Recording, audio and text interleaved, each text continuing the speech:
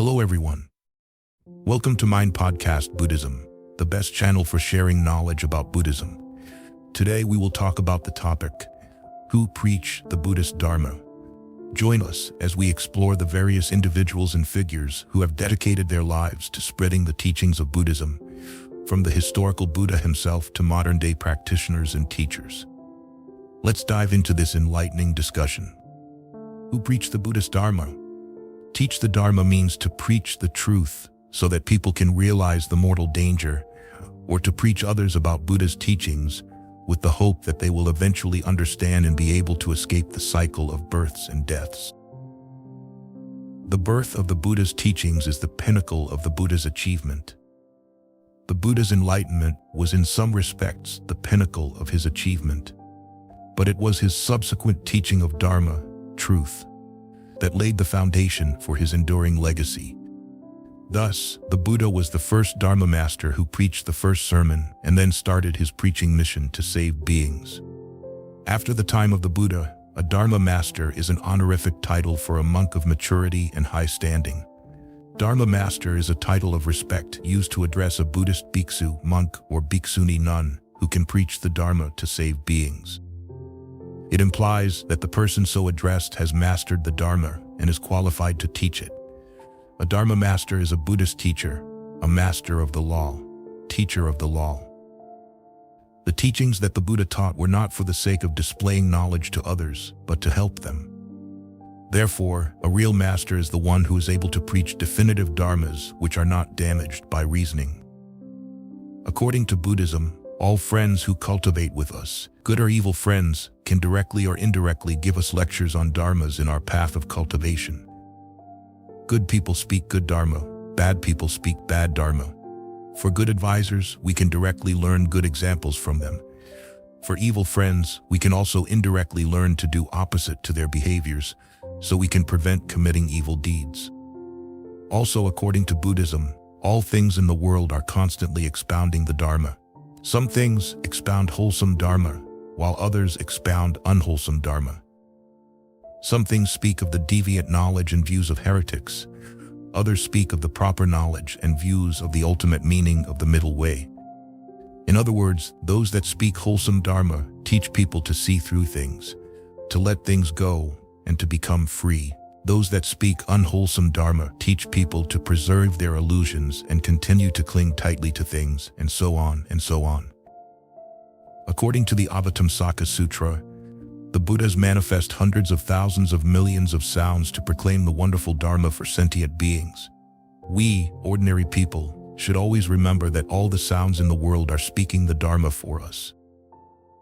For example, the sounds of the stream and creeks are just like the soft sounds from the golden mouth of the Buddha. The green color of the mountains and forests is the pure color of the Dharma body, delighting those who see it.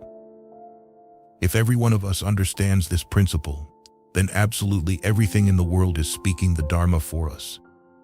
Good people speak good Dharma, bad people speak bad Dharma, and animals speak the Dharma of being animals for us.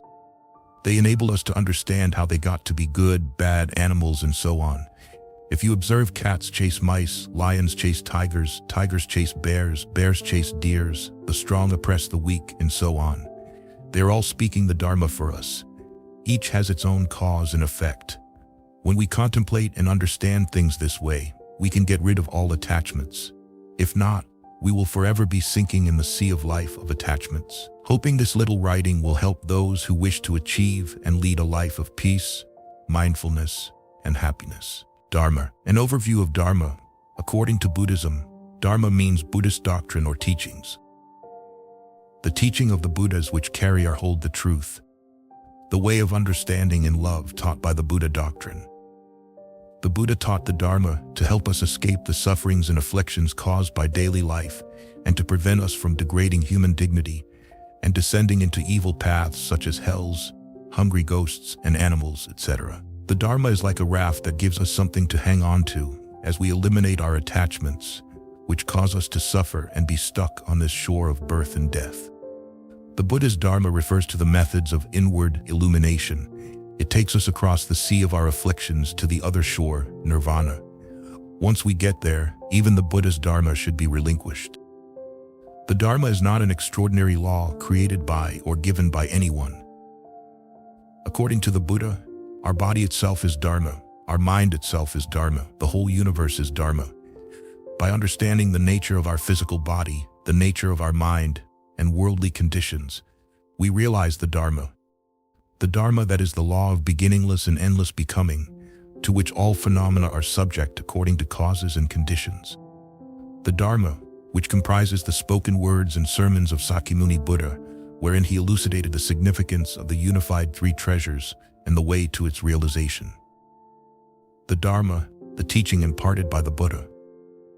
All written sermons and discourses of Buddhas, that is, fully enlightened beings, as found in the sutras and other Buddhist texts still extant. Generally speaking, Dharma means things, events, phenomena. Dharma also means duty, law, or doctrine. The cosmic law which is underlying our world, but according to Buddhism, this is the law of karmically determined rebirth. The Dharma that is the law of beginningless and endless becoming, to which all phenomena are subject according to causes and conditions. When Dharma means phenomenon, it indicates all phenomena, things and manifestation of reality. All phenomena are subject to the law of causation, and this fundamental truth comprises the core of the Buddha's teaching. Dharma is a very troublesome word to handle properly, and yet at the same time it is one of the most important and essential technical terms in Buddhism. Dharma has many meanings. A term derived from the Sanskrit root dur, which means to hold or to bear, there seems always to be something of the idea of enduring also going along with it. Originally, it means the cosmic law which underlying our world, above all, the law of karmically determined rebirth. The teaching of the Buddha, who recognized and regulated this law. In fact, Dharma, universal truth, existed before the birth of the historical Buddha, who is no more than a manifestation of it. Today, Dharma is most commonly used to refer to Buddhist doctrine and practice. Dharma is also one of the three jewels on which Buddhists rely for the attainment of liberation. The other jewels are the Buddha and the Sangha. Etymologically, it comes from the Sanskrit root dri, means to hold, to bear, or to exist. There seems always to be something of the idea of enduring also going along with it. The most common and most important meaning of Dharma in Buddhism is truth, law, or religion. Secondly, it is used in the sense of existence, being, object, or thing. Thirdly, it is synonymous with virtue, righteousness, or norm, not only in the ethical sense, but in the intellectual one also. Fourthly, it is occasionally used in a most comprehensive way, including all the senses mentioned above. In this case, we'd better leave the original untranslated rather than to seek for an equivalent in a foreign language. To Buddhist theories, nothing is real and permanent. The five aggregates make up beings, pillars and rafters make a house, etc. All is temporal and merely phenomenal, fallacious and unreal. Names are only provisionary symbol or sign. All dharmas are empirical combinations without permanent reality. All things are false and fictitious and unreal names, i.e. nothing has a name of itself, for all names are mere human appellations.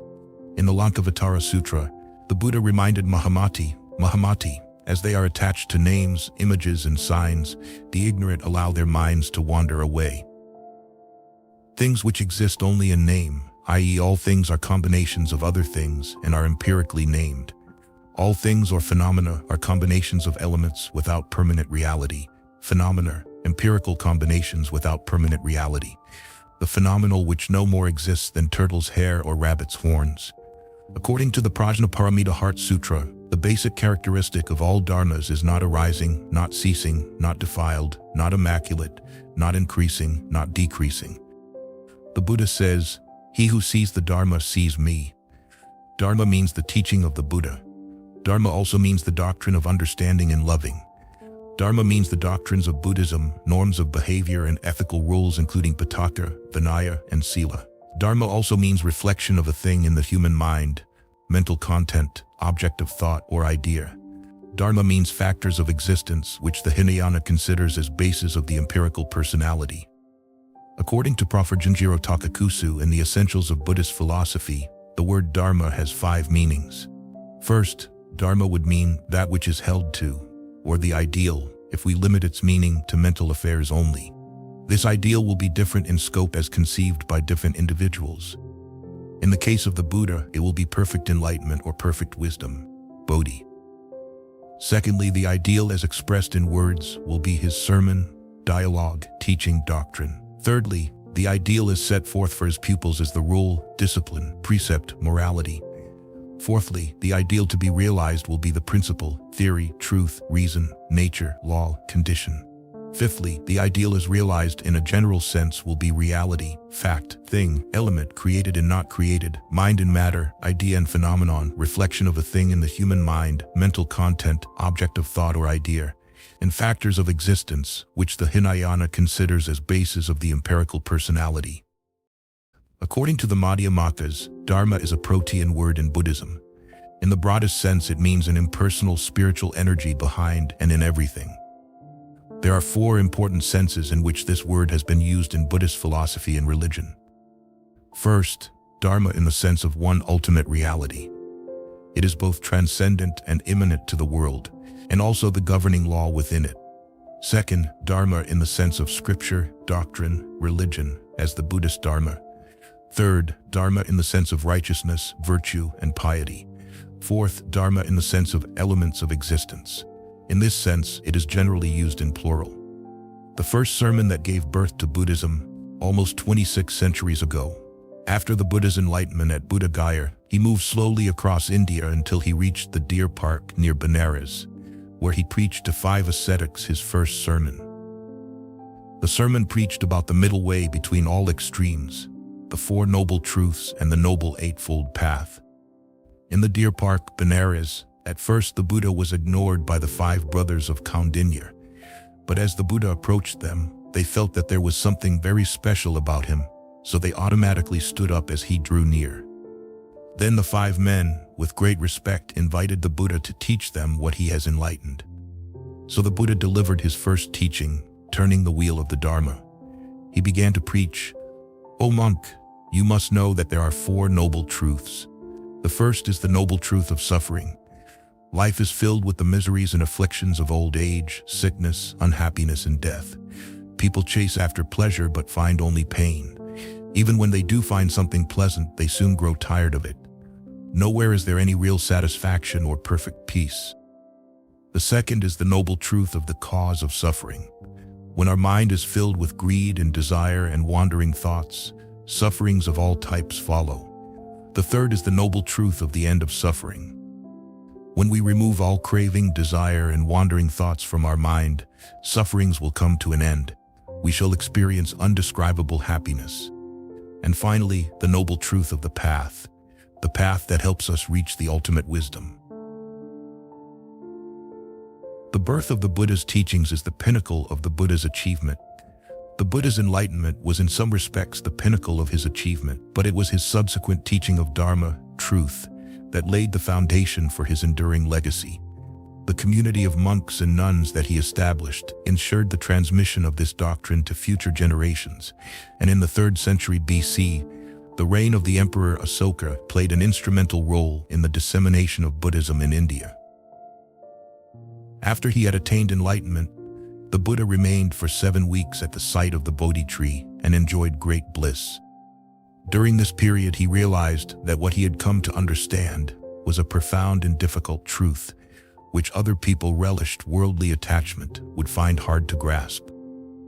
According to the Buddha Dharma is simply worldly Dharma, in which we turn ourselves around. It is the Dharma that most ordinary people are unwilling to use. Worldly people are sinking and floating in the worldly Dharma. They are always busy running here and there, constantly hurried and agitated. The source of all these activities is invariably selfishness, motivated by a concern to protect their own lives and properties. Buddha Dharma, on the other hand, is unselfish and public-spirited and springs from a wish to benefit others.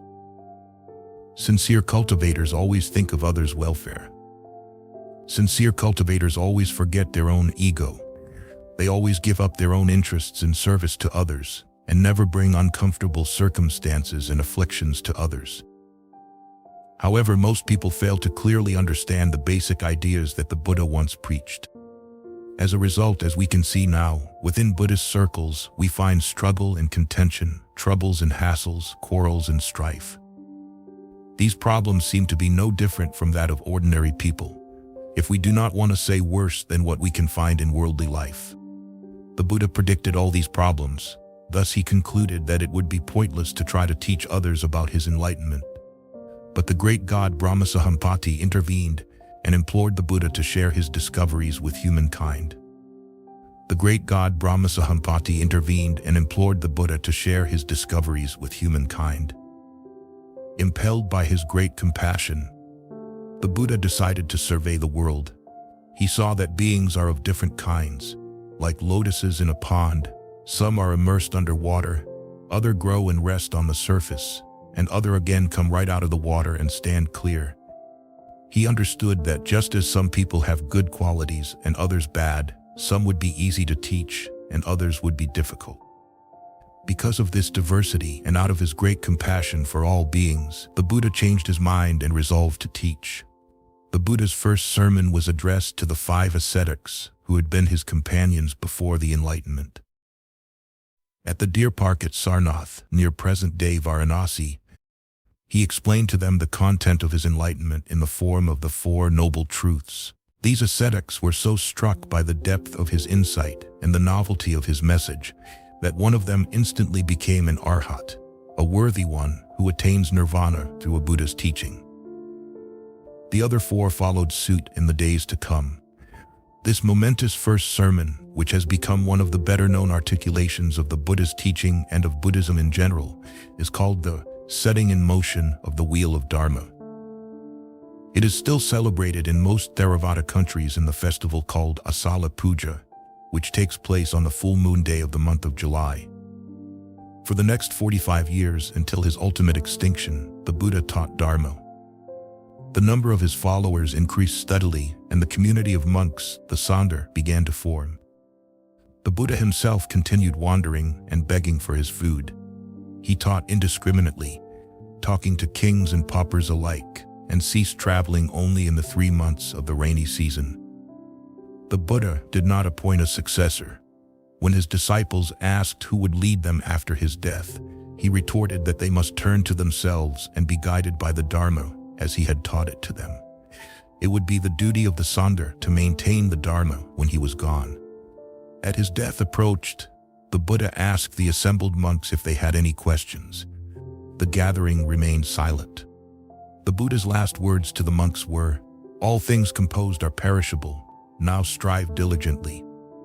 Then, lying on his right side between 2 sal trees, he began meditating into the many stages of his complete and final extinction, parinirvana, after which he would never again be reborn. His body was cremated, and in accordance with his wish, the remains were divided among humans and gods. Stupas, dome-shaped funerary mounds, were erected over the relics. Stupas can be seen today at such sites as Sanchi and Amaravati in India, Anuradhapura in Sri Lanka, and Borobudur in Indonesia. Mind and Dharmas in Zen. All Dharmas are created only by the mind. Zen master Somsan wrote, "In the whole world is a single flower."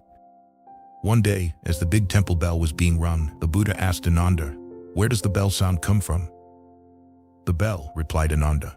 The Buddha said, "The bell. But if there were no bell stick, how would the sound appear?" Ananda hastily corrected himself. "The stick. The stick." The Buddha said, "The stick. If there were no air, how could the sound come here?" "Yes, of course, it comes from the air," the Buddha asked. "Air, but unless you have an ear, you cannot hear the bell sound." "Yes, I need an ear to hear it, so it comes from my ear." The Buddha said, "Your ear. If you have no consciousness, how can you understand the bell sound?" "My consciousness makes the sound." "Your consciousness. So Ananda, if you have no mind, how do you hear the bell sound?" "It was created by mind alone." All dharmas are manifestations of mind. Once, Manin wrote to a government official, "People in all walks of life have all sorts of things to attend to. How could they have the leisure to sit silently all day in quiet contemplation?" Here and now there are Zen teachers who have not managed to cultivate this sitting meditation concentration. They teach deliberate seclusion and quietude, and avoiding population centers, stating that Intensive meditation concentration cannot be attained in the midst of professional work, business, and labor, thus causing many students to apply their minds mistakenly. Many people who listen to this kind of talk consequently think of Zen as something that is hard to do and hard to practice. So they give up the inspiration to cultivate Zen, abandon the source, and try to escape, time and time again swimming in the worldly desires. This is truly lamentable. Even if they have a deep aspiration due to some cause in the past, they get to where they neglect their jobs and lose their social virtues for the sake of the way. As an ancient said, if people today were as eager for enlightenment as they are to embrace their lovers, then no matter how busy their professional lives might be, and no matter how luxurious their dwellings, they would not fail to attain continuous concentration leading to appearance of the great wonder, great enlightenment. Many people of both ancient and modern times have awakened to the way and seen essential nature in the midst of activity. All beings in all times and places are manifestations of one mind. When the mind is aroused, all sorts of things arise. When the mind is quiet, all things are quiet. When the one mind is unborn, all things are blameless. For this reason, even if you stay in quiet and serene places deep in the mountains and sit silently in quiet contemplation, as long as the road of the mind monkey's force of conceptualization is not cut off, you will only be wasting time. The third patriarch of Zen said, if you try to stop movement and resort to stillness, that stopping will cause even more movement. If you try to seek true suchness by erasing random thoughts, you will belabor your vital spirit, diminish your mental energy, and make yourself sick. Not only that, you will become oblivious or distracted and finally fall into a pit of bewilderment of Zen. Myriad things but one mind. Myriad things but one mind, all things as noumenal. According to the Sun-Faced Buddha, the teachings of Matsu in the Hungcho school of Chan, one day Zen master Matsu entered the hall and preached the assembly. Though the reflections of the moon are many, the real moon is only one. Though there are many springs of water, water has only one nature. There are myriad phenomena in the universe, but empty space is only one. There are many principles that are spoken of, but unobstructed wisdom is only one. Whatever we established, it all comes from one mind. Whether constructing or sweeping away, all is sublime function, all is oneself. There is no place to stand where one leaves the truth. The very place one stands on is the truth. It is all one's being. If that was not so, then who is that? All dharmas are Buddha dharmas, and all dharmas are liberation. Liberation is identical with suchness. All dharmas never leave suchness. Whether walking, standing, sitting, or reclining, everything is always inconceivable function. The sutras say that the Buddha is everywhere. Su Yuan, name of a Chinese Zen master of the Yan Qi branch, Lin Qi sect, during the Sung dynasty. He was the author of the book titled Mind, the Source of All Dharmas, in the 13th century. One day a monk came and asked, what does it mean to snatch away the person but not snatch away save the object? Su Yuan replied, in the realm of self-awareness, if one can empty one's mind, what obstruction can be there from an outer object? Therefore, when a Zen master teaches a disciple of low capacity, he should snatch away the person but not the object. The monk asked, what does it mean to snatch away the object but not the person? Su Yuan replied, in the realm of self-awareness, one does not dwell on outer objects but reflects with one's mind alone. Therefore, the Zen master should snatch away the object but not the person when the disciple is of average capacity. The monk asked, what does it mean to snatch away both the person and the object?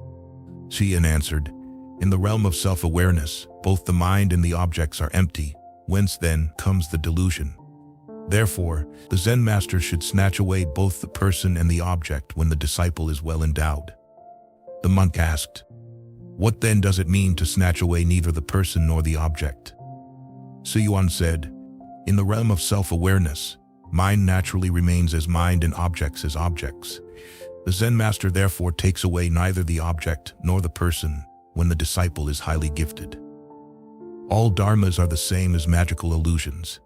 Illusion, the continually changing, impermanent phenomenal world of appearances and forms, of illusion or deception, which an unenlightened mind takes as the only reality. The phenomenal universe is subject to differentiation and impermanence. Maya is merely a medium through which we measure and appraise the phenomenal world. It is the cause of illusion when this world of form is incorrectly perceived as static and unchanging. When it is seen for what it is, namely, a living flux grounded in emptiness, Maya is Bodhi, or inherent wisdom. According to Zen Master Tao An 312-385 in Shan Men Xuan Wai, all dharmas are the same as magical illusions. Because they are the same as magical illusions, they are called the worldly truth. The mind and spirit are real and not empty. This is the truth of supreme meaning. If the spirit is empty, then to whom are the teachings given, and who cultivates the path to advance from an ignorant state and attain sagehood? Therefore it should be known that the spirit is not empty. In Zen, all things are like Maya, illusion, the continually changing, impermanent phenomenal world of appearances and forms, of illusion or deception, which an unenlightened mind takes as the only reality. The phenomenal universe is subject to differentiation and impermanence. Maya is merely a medium through which we measure and appraise the phenomenal world. It is the cause of illusion when this world of form is incorrectly perceived as static and unchanging. When it is seen for what it is, namely, a living flux grounded in emptiness, Maya is Bodhi, or inherent wisdom. One of the favored analogies used by the Prajna philosophers when they wish to impress us with the doctrine of emptiness is that of Maya, and they are frequently called by other teachers the Mayavadins. According to the Prajnaparamita Sutra, once the Buddha asked Subhuti, "O Subhuti, do you think Maya to be different from Rupam and Rupam from Maya? Do you think again Maya to be different from Vedana, Samjna, Samskara and Vijnana, and Vedana, Samjna, Samshara and Vijnana from Maya?" Subhuti said, "No, Blessed One, they are not different. If Rupam is different from Maya, it is not Rupam. If Maya is different from Rupam, it is not Maya. Maya is Rupam and Rupam is Maya. The same can be said of Vedana, Samjana, Samshara, and Vijnana." The Buddha asked, "O Subhuti, do you think the 5 clinging skandhas constitute bodhisattvahood or not?" Subhuti said, "O Blessed One, they do." The Buddha added, "O Subhuti, and you should know that these 5 clinging skandhas are no more than Maya itself. Why? Because Rupam is like Maya, and Vedana, Samjana, Samshara, and Vijnana are like Maya.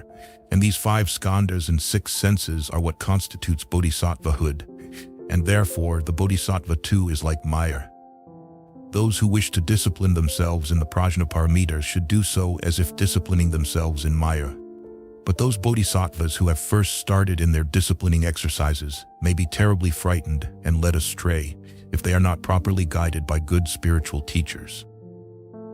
Subhuti said, "O Blessed One, such a discourse as this, indeed, if the hearer is not properly instructed by a great competent master of the Prajnaparamita, will lead us to the follies of libertinism." The Buddha asked, "It is like a magician conjuring up by his magical art a large crowd of beings at a crossroad. As soon as they are seen to come into existence, they vanish. Oh, Subhuti, what do you think? Do they really come from some definite locality? Are they real realities? Do they really pass away somewhere? Are they really destroyed?" Subhuti said, "Oh no, Blessed One." The Buddha said, "It is the same with the bodhisattva. Although he leads innumerable sentient beings to nirvana, in reality, there are no sentient beings to be led to nirvana. Those who are not frightened at all, even when listening to such discourses as this, are true bodhisattvas well fortified in the Mahayana armor. To be spontaneous harmony with daily affairs is happiness." In his first meeting with Master Shito, Pangyun asked him, "Who is he and who is not dependent upon the 10,000 things, all phenomena?" Immediately, Shito held Pangyun's mouth shut, and insight dawned on the layman. Later Shito inquired about his everyday affairs. Pangyun answered with a poem, which, freely translated, is as follows: "There is nothing special about my daily affairs. I am simply in spontaneous harmony with them, clinging to nothing and also rejecting nothing. I encounter no resistance and am never separate. What do I care about the pomp of purple roads? The pure summit was never sullied by so much as a fleck of dust. The wondrous action of supernatural forces I find in hauling water and chopping wood." When Zen Master Bankei was preaching at Ryuman Temple, a Shinshu monk who believed in salvation through the repetition of the name of the Buddha of love was jealous of his large audience and wanted to debate with him. Bankei was in the midst of a talk when the monk appeared, but the fellow made such a disturbance that Bankei stopped his discourse and asked about the noise. The Shinshu monk boasted, "The founder of our sect had such miraculous powers that he held a brush in his hand on the bank of the river. His attendant held up a paper on the other bank, and the teacher wrote the holy name Amida through the air. Can you do such a wonderful thing?" Zen Master Bankei replied lightly, "Perhaps your fox can perform that trick, but that is not the manner of Zen. This old monk's miracle is that when I feel hungry I eat, and when I feel thirsty I drink." The azure heaven and the bright sun, constantly free activities. At the end of the summer retreat, Chuyen said to his assembly, "All summer long I've been talking to you brothers, look and see if my eyebrows are still there." Tao Fu said, "The thief's heart is cowardly." Chongqing said, "Groan." Yunmen said, "Quan, a barrier or gate as at a border crossing." After concentrating on Quan for 10 days, Shuho came to a deep concentrating. He later wrote that in penetrating the koan, he came to a state of non-duality, in which all opposites were reconciled. The whole of the Dharma, he declared, was clear to him. Bathed in sweat, he rushed to express his understanding to his teacher. But before he had a chance to speak, Nanpo was able to know from his deportment that he had attained enlightenment. "I had a dream last night," Nanpo told him, "in which it seemed that the great Yunmen himself had come into my room. And here today you are, a second Yunmen." Shuho, embarrassed by the compliment, covered his ears and fled from his teacher's chamber. But the next day he returned and presented Nampo with 2 poems he had written to commemorate his achievement. Having once penetrated the cloud barrier, the living road opens out north, east, south, and west. In the evening resting, in the morning roaming, neither host nor guest. At every step the pure wind rises. Having once penetrated the cloud barrier, there is no old road, the azure heaven and the bright sun, these are my native place. The wheel of free activity constantly changing is difficult to reach. Even the golden-hued monk, Kasyapa, bows respectfully and returns. Buddhist teachings are the raft of Dharma for those who wish to cultivate. From beginningless eons in the past, we have died and been reborn, over and over, passing through hundreds of thousands of asankhya's. During all this time, we have never encountered the Buddha Dharma, so our bad habits and faults have not decreased by the slightest bit. In fact, our ignorance and afflictions have increased day by day. Now that we have encountered the Buddha Dharma, we might say that the roots of goodness we have planted throughout measureless eons in the past have matured, enabling us to meet the wonderful and inconceivable dharmas. Someone who lacked these roots of goodness, who has no virtuous practices, would never have the chance to encounter the Buddha Dharma. Therefore, we should cherish our precious time. Do not let the time pass in vain. In the Alagudupama Sutta, the Buddha compares the dharmas to a raft which has to be left off after crossing the stream. They are not meant to be taken as ultimate tenet.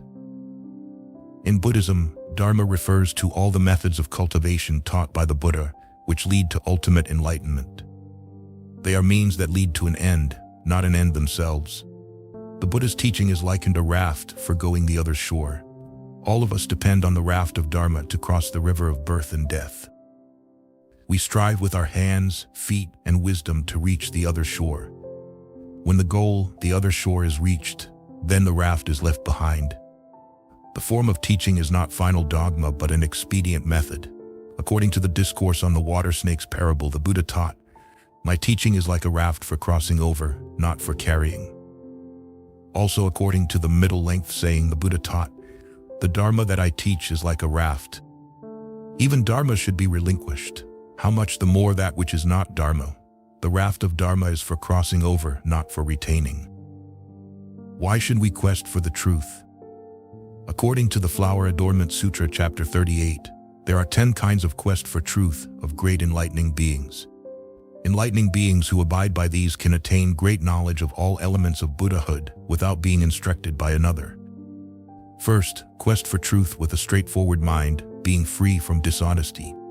Second, diligent quest for truth, being free from laziness. Third, wholly devoted quest for truth, not begrudging their lives.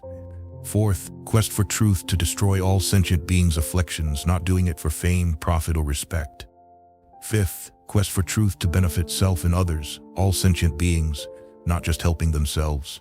Sixth, quest for truth to enter knowledge of wisdom, not taking pleasure in literature.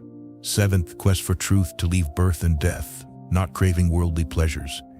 Eighth, quest for truth to liberate sentient beings, engendering the determination for enlightenment. Ninth, quest for truth to resolve the doubts of all sentient beings, to free them from vacillation. 10th, quest for truth to fulfill Buddhahood, not being inclined to lesser aims. 10 non-seeking practices for Buddhists, an excellent lecture on Buddhist Dharma. The Buddha always reminds his disciples about 10 things that should be always memorized. First, we should not yearn that our bodies be always free of diseases, because a disease-free body is prone to desire and lust. Because with a disease-free body, one tends to be tempted with desire and lust. This will lead to precept breaking and retrogression. Second, we should not wish that our lives be free of all misfortune, adversity, or accident, because without them, we will be easily prone to pride and arrogance. This will lead us to be disdainful and overbearing towards everyone else. If people's lives are perfect, everything is just as they always dreamed, without encountering heartaches, worries, afflictions, or any pains and sufferings, then this can easily give way to conceit, arrogance, etc., thus becoming the breeding ground for countless transgressions and offenses. Sincere Buddhists should always use misfortunes as the opportunity to awaken from being mesmerized by success, fame, fortune, wealth, etc., and realize the Buddha's teachings are true and accurate, and then use this realization to develop a cultivated mind seeking enlightenment. Third, we should not wish that our mind cultivation be free of all obstacles, because without obstacles, we would not have opportunities to excel our mind. This will lead to the transgression of thinking that we have awakened when in fact we have not. Fourth, we should not wish that our cultivation be free of demonic obstacles, because our vows would not be then firm and enduring. This leads to the transgression of thinking that we have attained, when in fact we have not. Fifth, we should not wish that our plans and activities meet with easy success, for we will then be inclined to thoughts of contempt and disrespect. This leads to the transgression of pride and conceit, thinking ourselves to be filled with virtues and talent. Sixth, we should not wish for gain in our social relations. This will lead us to violate moral principles and see only mistakes of others. Seventh, we should not wish that everyone at all times be on good terms and in harmony with us.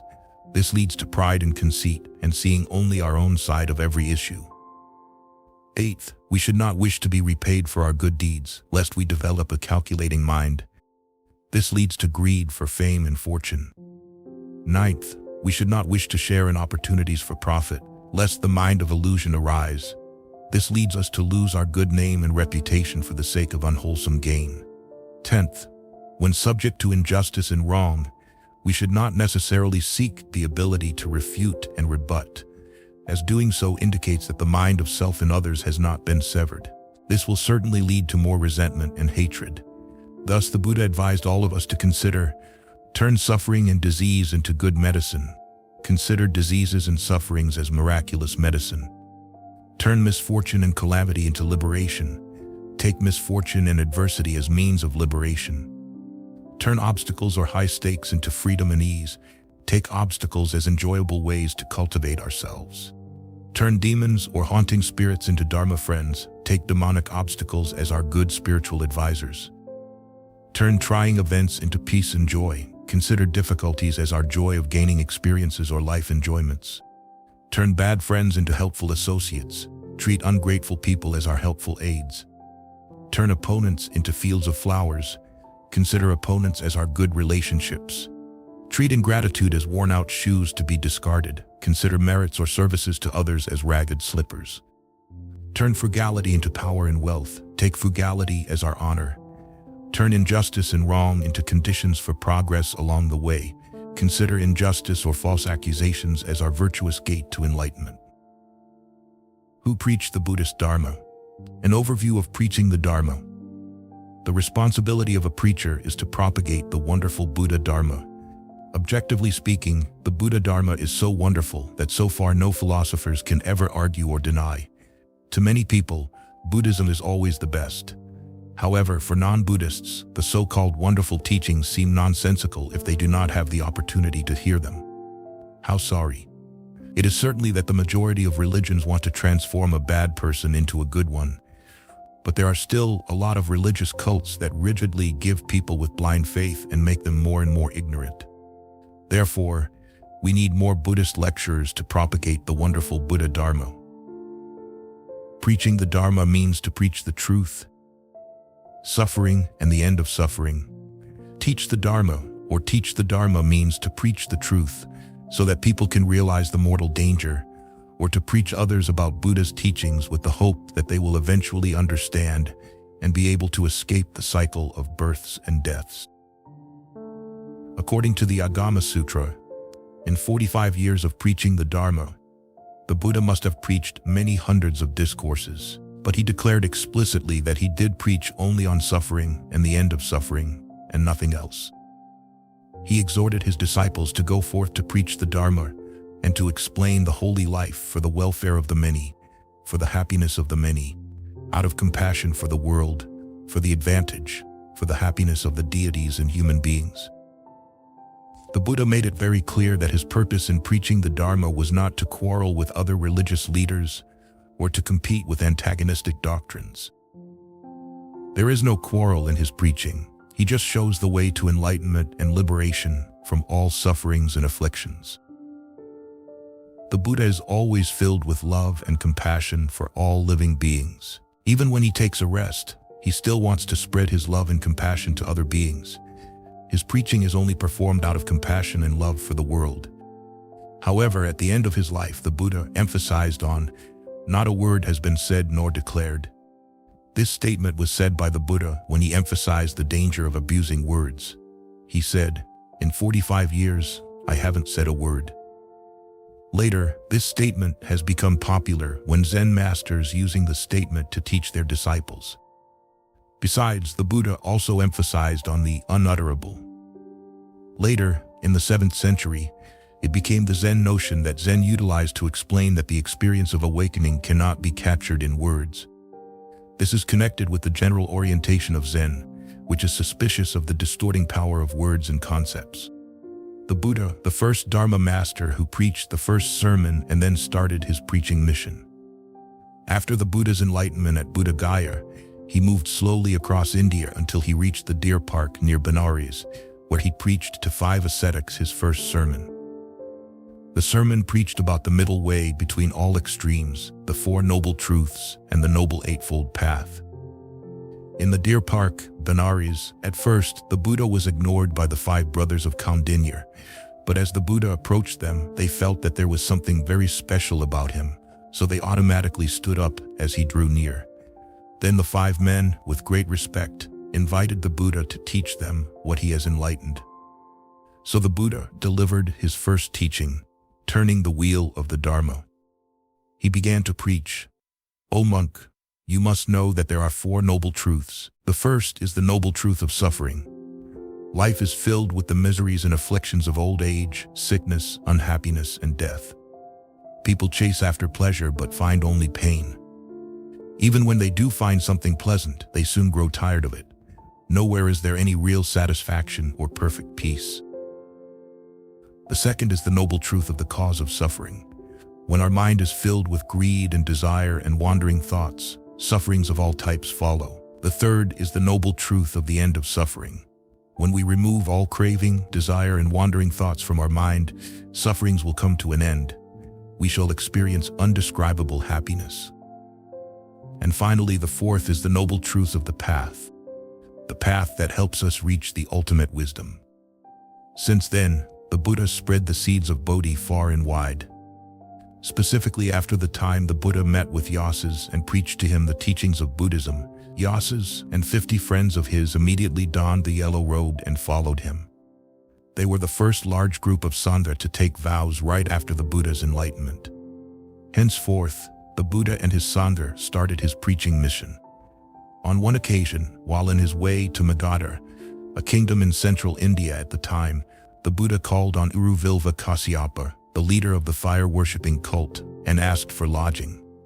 Uruvilva Kasyapa showed the Buddha a stone hut and warned that inside the hut there was a poisonous dragon that always appeared in the middle of the night to devour human beings. So, not be regret if the Sangha of the Buddha chose to stay there and were eaten up. However, the Buddha and his new Sangha still decided to enter the stone hut and sat calmly in a crossed legs posture. By midnight, the poisonous dragon appeared, showed its jaws widely, and clutched its sharp claws, but it could neither harm the Buddha nor the new Sangha. The following day, beyond the prediction of Uruvilva Kasyapa and his followers, the Buddha and his new Sangha were still safe and sound in that stone hut. So Uruvilva Kasyapa and his followers went from extreme surprise to admiration. So Uruvilva Kasyapa came to consult the Buddha about the methods of correct practices. After hearing the wonderful Dharma from the Buddha, in his ever-convincing tone and his virtuous manner, Uruvilva Kasyapa was now totally convinced. He then determined to give up what he had practiced in the past and led his 500 disciples to take refuge in the Buddha. After the Buddha converted Uruvilva Kasyapa and his 500 followers, he also preached to them the 4 noble truths. All of them was filled with joys of the Dharma and found that they were very lucky to have the Buddha's help to get rid of the evils, to receive the good, and come to tread on the right path. After that, Uruvilva Kasyapa met his 2 brothers and gave them the account of how he was converted. The 2 brothers also agreed to attend the Buddha's preaching and finally took refuge in the Buddha. It should be reminded that the 2 brothers of Uruvilva Kasyapa also had 500 followers. So in a very short period of time, the new Sangha of the Buddha already had more than 1,000 people. All of them followed the Buddha to return to Mount Vulture Peak in Rajagra. For the whole Sangha only walked. This long procession of monks on the move caught the attention of the entire kingdom of Magadha. In his preachings, the Buddha always reminded that Buddhists always need 2 ways of education. The first way is secular education, and the second one is religious education. These 2 ways are considered as the 2 wings for a bird. Without 2 wings, no bird can fly. Similarly, without these 2 ways of education, Buddhists would lead to a poor and obscure life, not only in the secular world, but also in the spiritual life. Secular education will help us with an appropriate profession to support our family, while religious education will help us lead a true happy life. As a matter of fact, religious education is extremely necessary, for it teaches us how to think and act in order to be good and happy. Besides, it also helps us love and understand the meaning of life so that we are able to adjust ourselves to its laws in any circumstances. After experiencing 6 years in ascetic practices, the Buddha advised his followers to follow the middle path. He taught Buddhists should always make best use of their secular life while cultivating the path of true happiness in this world and hereafter. According to the Agama Sutra, in 49 years of preaching the Dharma, the Buddha declared explicitly that he did preach only on suffering and the end of suffering and nothing else. He exhorted his disciples to go forth to preach the Dharma and to explain the holy life for the welfare of the many, for the happiness of the many, out of compassion for the world, for the advantage, for the happiness of the deities and human beings. The Buddha made it very clear that his purpose in preaching the Dharma was not to quarrel with other religious leaders or to compete with antagonistic doctrines. There is no quarrel in his preaching. He just shows the way to enlightenment and liberation from all sufferings and afflictions. The Buddha is always filled with love and compassion for all living beings. Even when he takes a rest, he still wants to spread his love and compassion to other beings. His preaching is only performed out of compassion and love for the world. There are over 150 Buddhist sutras. All of them are talking about the danger of mortality. So to preach others about Buddha's teachings with the hope that they will eventually understand and be able to escape the cycle of births and deaths. Dharma Masters. After the time of the Buddha, a Dharma Master is an honorific title for a monk of maturity and high standing. Dharma Master is a title of respect used to address a Buddhist bhiksu monk or bhikshuni nun who can preach the Dharma to save beings. It implies that the person so addressed has mastered the Dharma and is qualified to teach it. A Dharma master is a Buddhist teacher, a master of the law, teacher of the law. The teachings that the Buddha taught were not for the sake of displaying knowledge to others, but to help them. Therefore, a real master is the one who is able to preach definitive dharmas which are not damaged by reasoning. The Buddha taught in the miscellaneous Agama, "Monks and scholars, you should accept my words not out of respect, but on analyzing it." Sincere Buddhists should not determine that a master is a reliable source of refuge by the fact that his body was adorned with good marks, or with his good voice, but because his preaching for the achievement of higher status and definite goodness are reliable. Dharmakirti taught, "A master must be one who is skilled in which behavior is to be adopted and which discarded. One should not accept a master because that person performs miracles, has the supernatural power or psychic power to see things in the distance, or is able to create certain physical emanations. Whether one can see far in the distance or not does not matter. If it were sufficient to be able to see things at a distance, then one should go for refuge to a vulture. So what matters here is whether one knows the techniques for achieving happiness." It should be noted that teachers of the law in Buddhism are not limited to monks and nuns, but include any persons who have the ability and devote themselves to spreading the teachings of the Buddha, whether monks, nuns, lay devotees, either men or women. In the process of cultivation, if we believe and discern the teaching after hearing it, and if we raise the mind of joyful acceptance of it, we would keep it firmly then, reading and reciting the sutra to inscribe it on our memory. As a personal discipline, this practice is done to establish the foundation of our faith. When our faith reaches a high level, we cannot help transmitting the teaching to others. As a result, we expound the sutra or teaching and copy it in different forms, such as videotapes and DVD, etc. Generally speaking, there are 5 kinds of masters or teachers: teachers of the sutras, teachers of the Vinaya, teachers of the Sastras, teachers of the Abhidharma, and teachers of the Zen or meditation. However, there are also 5 kinds of heterodox masters, or 5 improper ways of gaining a livelihood for a monk, 5 kinds of deviant livelihood. First, changing his appearance theatrically or displaying an unusual appearance to cheat people. Second, advertise his own power or virtue, or using low voice in order to appear awesome. Third, fortune-telling or performing divination and fortune-telling. Fourth, hectoring and bullying. Fifth, praising the generosity of another to induce the hearer to bestow presents. According to the Mahayana Buddhist tradition, there are 5 kinds of Dharma master. The first kind of Dharma master is receiving and keeping master. Receiving indicates believing deeply in the teachings of the Buddha, and keeping means to adhere firmly to that belief. The second kind of Dharma master is reading master. Reading means actually reading the sutras. This practice includes reading the sutras aloud, or reading them silently, or listen intently to others, reading of them. The third kind of Dharma master is reciting master. Reciting means to recite the sutras from memory. This practice includes the repetition of words of the sutras that we have learned by heart and the mental repetition of their meaning. To be able to do this, the teaching becomes deeply rooted in our mind through repeated recitation from memory. The fourth kind of Dharma master is expounding master. Expounding means to explain the meaning of the sutras to others. This is both an indispensable practice for spreading the teachings of the Buddha and also a practice for our own benefit.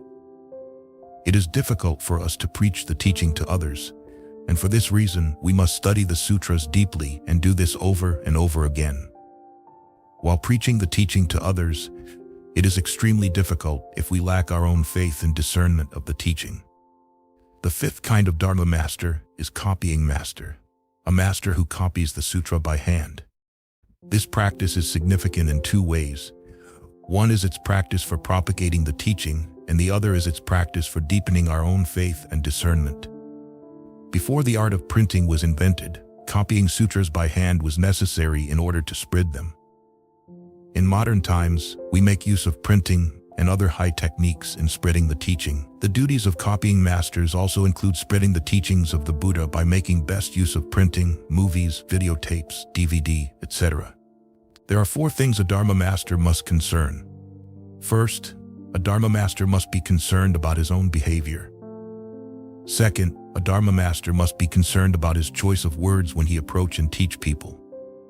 Third, a Dharma master must be concerned about his motive and the end he wishes to accomplish. Fourth, a Dharma master must be concerned about the great compassion. According to Buddhist traditions, there are 5 virtues of the teacher of the discipline. First, ability to obey to the rules. Second, 10 years as a monk. Some sects require 20 years or more. Third, ability to explain the Vinaya. Fourth, ability to understand and practice meditation thoroughly. Fifth, ability to explain the Abhidharma.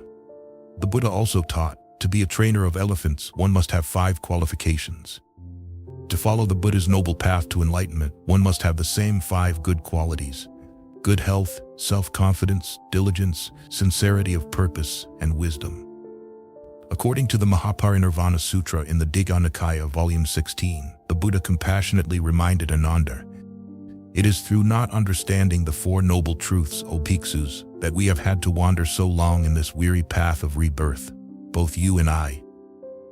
On his last days, the Buddha always reminded his disciples to be mindful and self-possessed in learning the threefold training.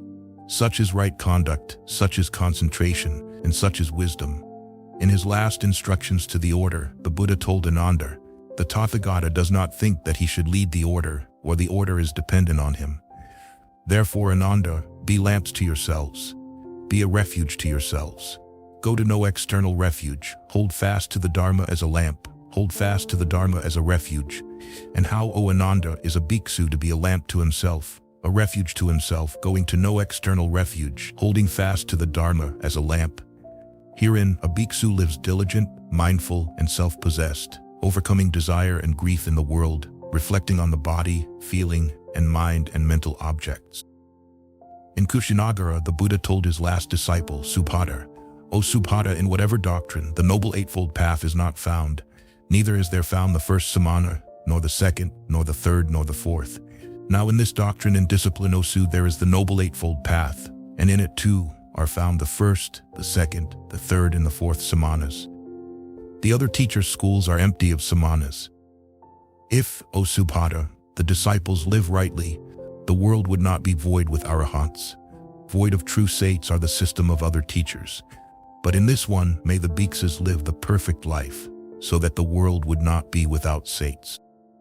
Then the Buddha turned to everyone and said his final exhortation, "Behold now, O bhiksus, I exhort you, subject to change are all component things. Strive on with diligence.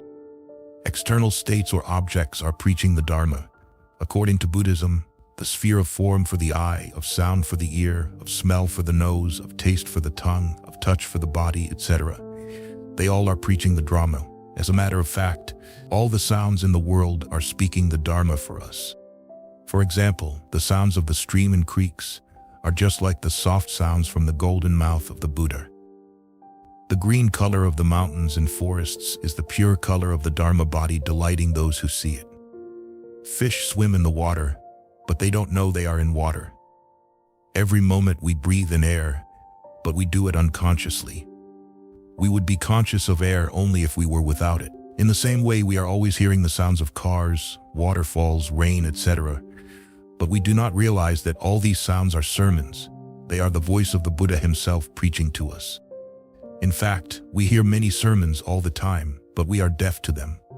If we were really alive and mindful, whenever we heard, saw, smelled, tasted, touched, we would realize that this is a fine sermon. If we really listen to the nature, we would see that there is no scripture that teaches so well as this experience with nature. If every one of us understands this principle, then absolutely everything in the world is speaking the Dharma for us. Good people speak good Dharma, bad people speak bad Dharma, and animals speak the Dharma of being animals for us. They enable us to understand how they got to be good, bad animals, and so on. According to Buddhist teachings, external realms are realms which are not created by the mind, but come from the outside, i.e., a prospect, region, territory, surroundings, views, circumstances, environment, area, field, sphere, environments, and conditions, i.e., the sphere of mind, the sphere of form for the eye, of sound for the ear, etc. If you can remain unperturbed by external states, then you are currently cultivating.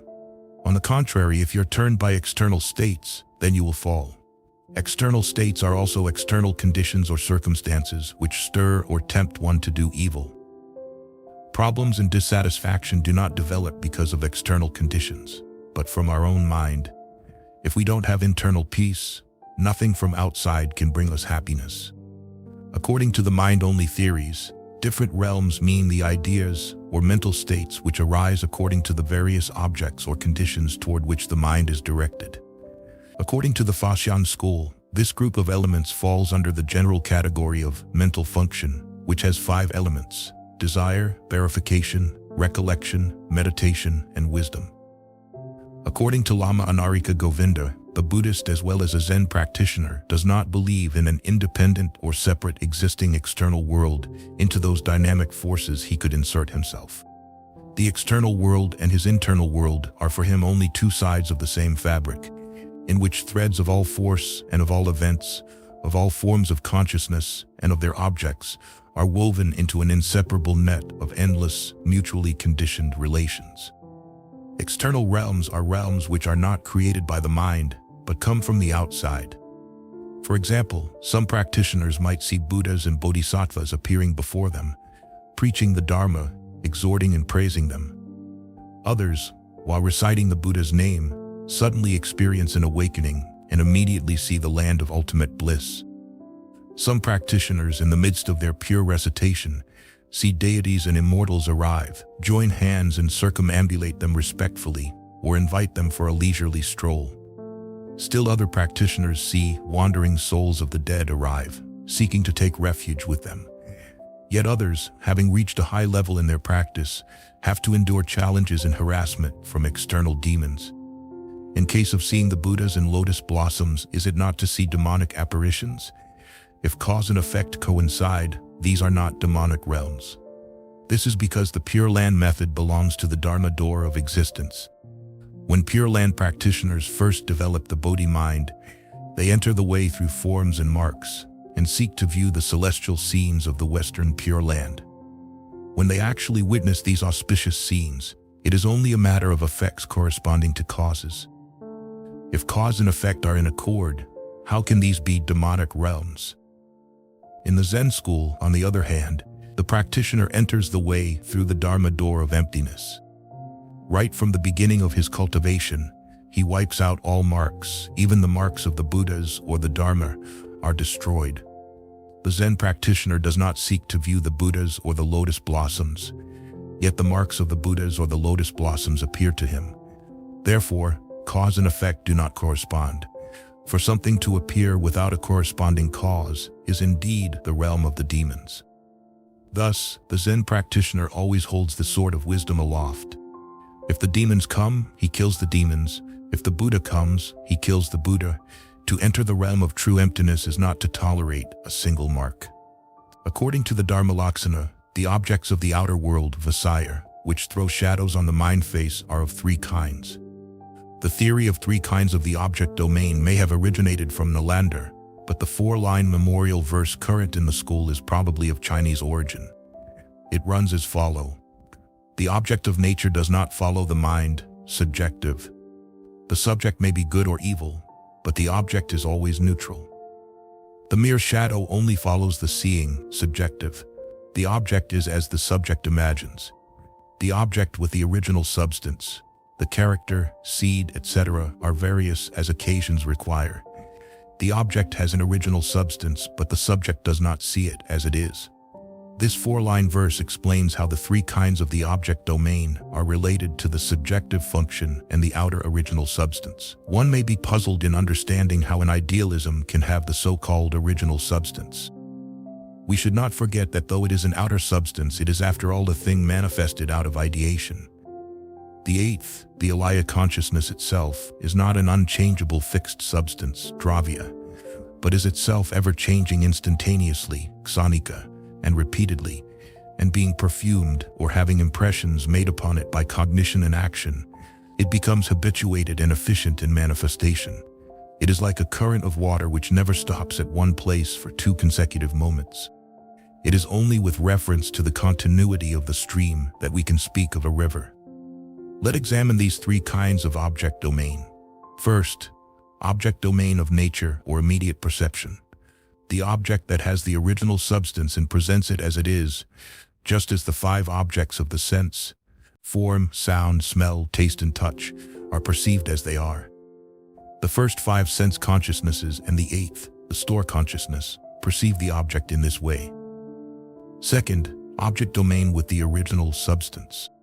The object has an original substance and yet is not perceived as it is. When the seventh, the thought center, looks at the subjective function of the eighth, the store center, it considers that it is self or ego. The subjective function of the eighth, the store center, has its original substance or entity, but it is not seen as it is by the seventh consciousness and is regarded to be self or an abiding ego, which is in reality an illusion since it is not self at all. Third, object domain of mere shadow or illusion. The shadow image appears simply from one's own imagination and has no real existence. Of course, it has no original substance as a ghost which does not exist at all. Only the sixth sense center functions on it and imagines it to be. Meditation helps our mental intelligence or spirit of mind be no longer troublesome with external things. Whether something objective is troublesome or not often depends on the state of mind rather than the object itself. If we think that it is trouble, then it is trouble. If we do not think that it is trouble, then it is not trouble. Everything depends on the mind. For example, sometimes during meditation we are interrupted by outside noises. If we dwell on them and cling to them, they will disturb our meditation. But if we dismiss them from our minds as soon as they arise, then they will not cause a disturbance. If we are always demanding something out of our life, then we will never be content. But if we accept life as it is, then we know contentment. Some people seek happiness through material things. Other people can be happy without many material things. Why? Because happiness is also a state of mind, not a quantitative measure of possessions. If we are satisfied with what we are and have now, then we are happy. But if we are not satisfied with what we are and have now, that is where unhappiness dwells. The desire is bottomless because no matter how much is put into it, it can never be filled up. It always remains empty. The sutra in 42 chapters taught, though a person filled with desires dwells in heaven, still that is not enough for him. Though a person who has ended desire dwells on the ground, still he is happy. Internal realms are also preaching the Dharma. According to Buddhist teachings, all things are our mind being manifested. That is to say, all phenomena are just internal or are just in this only one mind. As a matter of fact, if someone asks us to show our true nature, what can we do?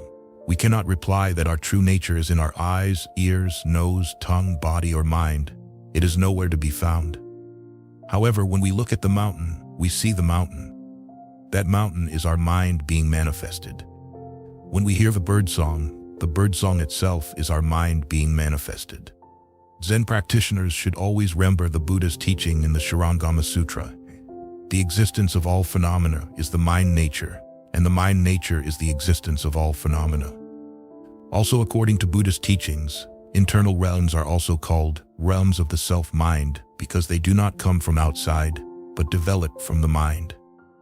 Those who do not clearly understand the truth that the 10,000 dharmas are created by the mind think that all realms come from the outside. This is wrong. When the practitioner reaches the stage of mutual interpenetration of mind and realms, completely severing external conditions, the seeds of latent dharmas in the alaya consciousness suddenly manifest themselves. For the Buddha recitation or mantra chanting practitioner, the power of the Buddha's name or the mantra penetrates deep into the mind, eliciting a reaction from the wholesome or evil seeds in the alaya consciousness. The realms that result are very complex and usually appear in dreams, or even when the practitioner is awake and striving to recite the Buddha's name. In Buddhism, this condition is called changing manifestations of the alaya consciousness. In the dreaming scenes, if the events or scenes result from evil seeds, the practitioner may see various species of worms crawling out of his body, or witness himself, night after night, removing from his body 6 or 7 loathsome creatures with many limbs, such as scorpions or centipedes. Or else, He may see various species of wild animals and/or spirits or ghosts. Such realms are innumerable and cannot all be described. In general, individuals greatly afflicted with greed, who are miserly and wicked, usually see marks of men and women, snakes and serpents, and odd species with white features and forms. Those harboring a great deal of anger and resentment usually see tigers and leopards or strange species with red forms and features. Those who are heavily deluded usually see domestic animals, clams, oysters, snails, or different species with black forms and features. The above, however, is merely indicative. It does not mean that everything will be exactly as described. If the scenes in his dream come from good wholesome seeds, the practitioner sees tall trees and exotic flowers, beautiful scenery, bright adorned with nets of pearls. Or else he sees himself eating succulent, fragrant food, wearing ethereal garments, dwelling in palaces of diamonds and other precious substances, or flying high in open space. Thus, in summary, all the seeds of the 10 Dharma realms are found in the minds of sentient beings. If wholesome seeds manifest themselves, practitioners view the realms of Buddhas, Bodhisattvas, human and celestial beings. If evil karma is manifested, they witness scenes from the wretched 3 evil paths. If the cultivator has followed externalist ways in past lives, he usually sees his body emitting electric waves, or his soul leaving the body to roam, meeting demons, ghosts, and the like, to discuss politics and the rise and fall of countries and empires. On the other hand, when the practitioner's mind is pure, he will know in his dreams about events that will occur 3 or 4 days or 7 or 8 months hence. In general, those who have cultivated in previous lives will immediately see auspicious realms when reciting the Buddha's name. Those with heavy karma, lacking merit and virtue, will usually see evil realms when they begin Buddha recitation. In time, these evil omens will disappear and gradually be replaced with auspicious omens. If the practitioner's efforts have reached a high level, there are times during his walking hours when all deluded feelings suddenly cease for a while, body and mind being at ease and free. At other times, the practitioner may recite for 4 or 5 hours but feel that the time was very short, perhaps 2 or 3 minutes. Or else at times during recitation, wholesome omens will appear. At other times, unconsciously, his mind experiences great contentment and bliss. Sometimes he realizes for a split second that mind and realm are both empty. At other times, just by hearing or seeing something once, he becomes awakened to the truth of suffering, emptiness, impermanence, and no self, completely severing the marks of self in others. These occurrences are too numerous to be fully described.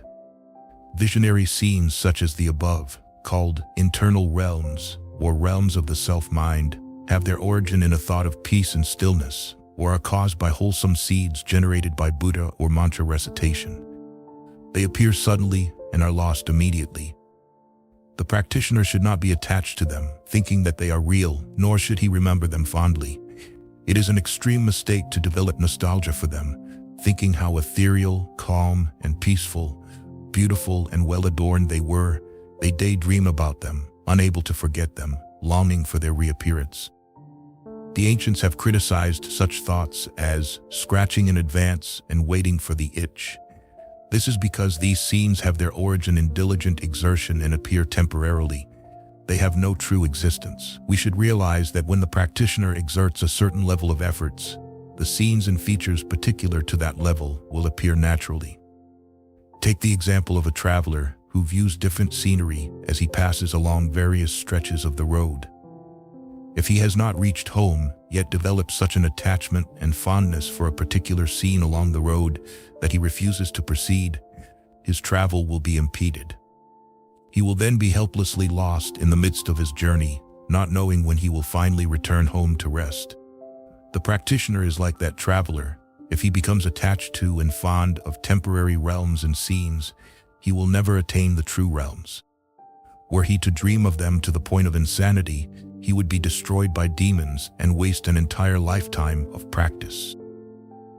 The Diamond Sutra states, "Everything in this world that has marks is illusory. To see marks as not marks is to see the Tathagata." Everything that has marks refers here to compounded conditioned dharmas. Those marks cannot be said either to exist or not to exist, or to be true or false. Delusion arises precisely because unenlightened sentient beings discriminate, become attached, and think that these marks exist or do not exist, are real or are false. Even the fondness which some Zen practitioners develop for samadhi, upon entering concentration and experiencing this immense, empty, still, transparent, peaceful, and free realm, falls into the category of having marks. The same is true when these practitioners, once awakened to a certain lofty, transcendental principle, joyfully grasp at it. Once there are marks, there is delusion. To see marks means to see such marks as auspicious or evil, good or bad, dirty or clean, existent or non-existent, Buddha or sentient beings, even the realms of the 5 skandhas or the 6 dusts, etc. As not marks means seeing but neither becoming attached to nor rejecting them, just letting everything be. Why should we not reject them? It is because makers, while illusory, are not non-existent. This is not unlike the reflection of the moon in the water. Although the reflected moon is not real, this does not mean that there is no illusory mark of moonlight. Therefore, if we see marks appear while we are cultivating, we should disregard them and redouble our efforts, just like the traveler who views varied scenery en route but must push forward to reach home quickly. To see the Tathagata is to see the original Buddha nature, to see the way. In summary, all states of mind, from those described above to the state of one-pointedness of mind, belong to the category of internal realms. These realms have 2 aspects: attainment-like and partial attainment. Attainment-like realms appear temporarily and disappear immediately.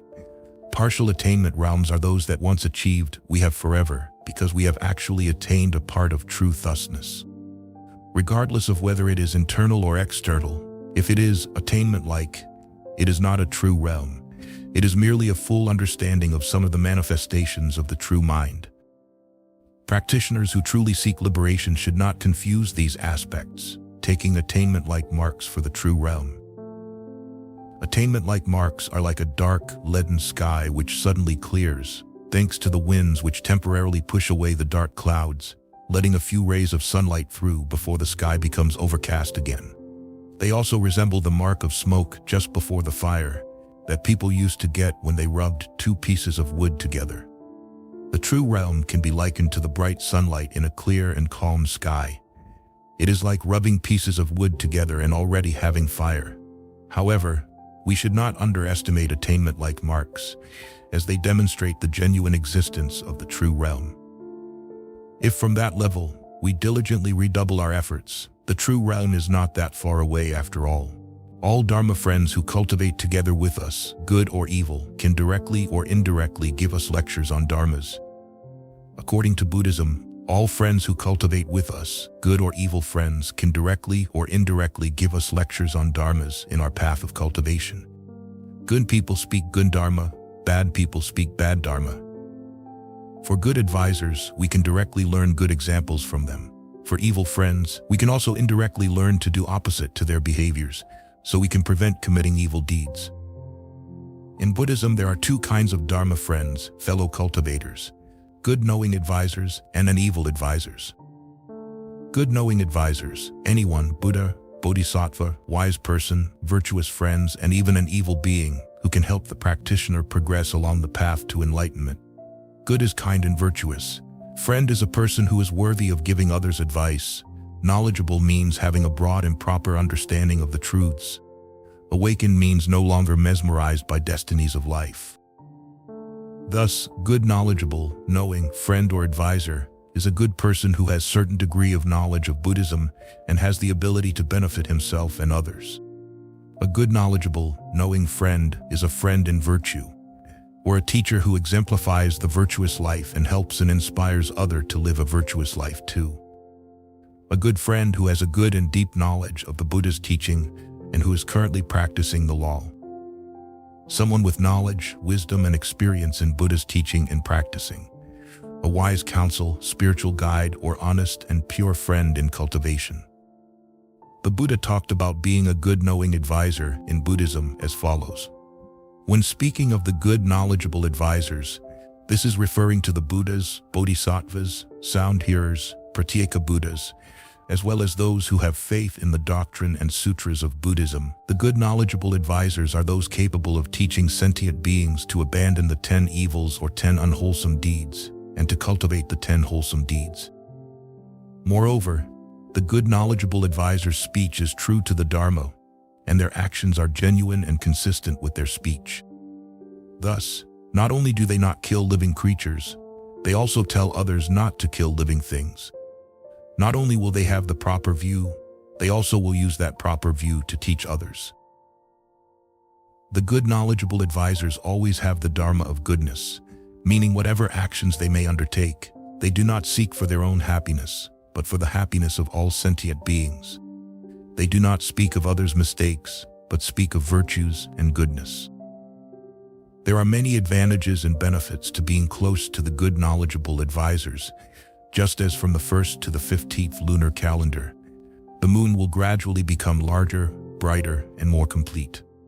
Similarly, the good knowledgeable advisors are able to help and influence the learners of the way to abandon gradually the various unwholesome dharma and to increase greatly wholesome dharma.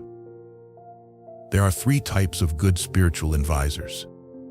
Teaching spiritual advisor is someone conversant with the Dharma and experienced in cultivation. The retreat members can have him follow their progress, guiding them throughout the retreat, or they can simply seek guidance before and after the retreat.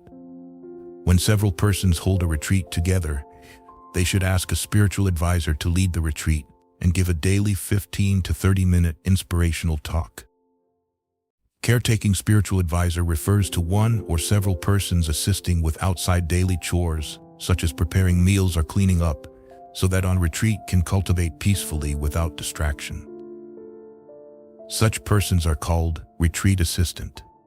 Common practice spiritual advisor are persons who practice the same method as the individuals on retreat.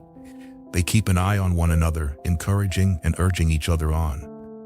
These cultivators can either be participants in the same retreat or cultivators living nearby. In addition to keeping an eye out and urging the practitioners on, they can exchange ideas or experiences for the common good. This concept has been captured in a proverb: rice should be eaten with soup, practice should be conducted with friends. Nowadays, in order to have a right cultivation, Buddhist practitioners should be guided by a good advisor who has a thorough understanding of the sutras and many years' experience in meditation. This is one of the 5 necessary conditions for any Zen practitioners. If a Zen practitioner does not meet these 5 conditions, he is very easily subject to get harm from demon. According to the Kalyana Mitra Sutra, the Buddha taught, nowadays, if one wishes to find kind friends and virtuous teachers to learn and to be close to them, they may find these people in the shining examples in old books. Otherwise, if one searches among the living, it would be extraordinarily hard to find a single person. They also reminded us 5 things about good knowing advisor as follows. Nowadays, in 1,000 people, there is 1 good person. In 1,000 good people, there is 1 person who knows religion. In 1,000 people who know religion, there is 1 person who has enough faith to practice religion. In 1,000 people who practice religion, there is 1 person who cultivates in a genuine and honest manner. Thus, out of 4,000 people, we would find only 4 good people. Thus, the Buddha always encouraged his disciples to listen to good-knowing advisors without any doubt. Once we call someone our good-knowing advisors, we should truly listen to their advice. If good-knowing advisors say that cultivation requires arduous effort, we should truly believe it. If we believe completely, we will surely be able to understand the mind and see the nature, return to the origin, and go back to the source. Devout Buddhists should always listen to the instructions of a good-knowing advisor. If he tells us to recite the Buddha's name, we should follow the instructions and recite. If he tells us not to be distracted, then we should not be distracted. This is the essential secret of cultivation that we can benefit from our good-knowing advisors. The followings are the Buddha's teachings on good-knowing advisors in the Dharmapada Sutra. Should you see an intelligent man who points out faults and blames what is blameworthy, you should associate with such a wise person. It should be better, not worse, for you to associate such a person. Those who advise, teach, or dissuade one from evil doing will be beloved and admired by the good, but they will be hated by the bad. Do not associate or make friends with evil friends. Do not associate with mean men. Associate with good friends. Associate with noble men. Those who drink the Dharma live in happiness with a pacified mind. The wise man ever rejoices in the Dharma expounded by the sages. If you get a prudent and good companion who is pure, wise, and overcoming all dangers to walk with, let nothing hold you back. Let find delight and instruction in his companion. If you do not get a prudent and good companion who is pure, wise, and overcoming all dangers to walk with, then like a king who has renounced a conquered kingdom, you should walk alone as an elephant does in the elephant forest. It is better to live alone than to be fellowship with the ignorant, the fool. To live alone doing no evil, just like an elephant roaming in the elephant forest. Evil friends, coarse people are always overwhelmed by anger and lacking loving kindness that they cannot appreciate the difference between wholesome and unwholesome activities. They do not know the benefit or appropriateness of paying respect to persons worthy of respect, nor of learning about the Dharma, nor of actually cultivating. They may be hot-tempered, easily victimized by anger and aversion. Their lives may be filled with rough and distasteful activities. What is the use of making friends with such people? On the contrary, good people have a deep considerateness and loving care for other beings. The warmth and love of their hearts is manifested in actions and speech. Refined people like these carry out their relationships with other people in sweet speech, beneficial action, and sharing a common aim. They always vow to give whatever they can give to benefit other people. In the Dharmapada Sutra, the Buddha taught, if a traveler does not meet a companion who is better or at least equal, let him firmly pursue his solitary career rather than being in fellowship with the foolish. Those who advise, teach, or dissuade one from evil doing will be beloved and admired by the good, but they will be hated by the bad. Do not associate or make friends with evil friends. Do not associate with mean men. Associate with good friends. Associate with noble men. He who companies with fools grieves for a long time. To be with the foolish is ever painful as with an enemy.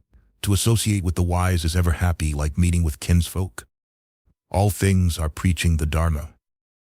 Teach the Dharma, or teach the Dharma means to preach the truth so that people can realize the mortal danger, or to preach others about Buddha's teachings with the hope that they will eventually understand and be able to escape the cycle of births and deaths. According to the Agama Sutra, in 45 years of preaching the Dharma, the Buddha must have preached many hundreds of discourses, but he declared explicitly that he did preach only on suffering and the end of suffering, and nothing else. He exhorted his disciples to go forth to preach the Dharma and to explain the holy life for the welfare of the many, for the happiness of the many, out of compassion for the world, for the advantage, for the happiness of the deities and human beings. The Buddha made it very clear that his purpose in preaching the Dharma was not to quarrel with other religious leaders or to compete with antagonistic doctrines. There is no quarrel in his preaching. He just shows the way to enlightenment and liberation from all sufferings and afflictions. The Buddha is always filled with love and compassion for all living beings.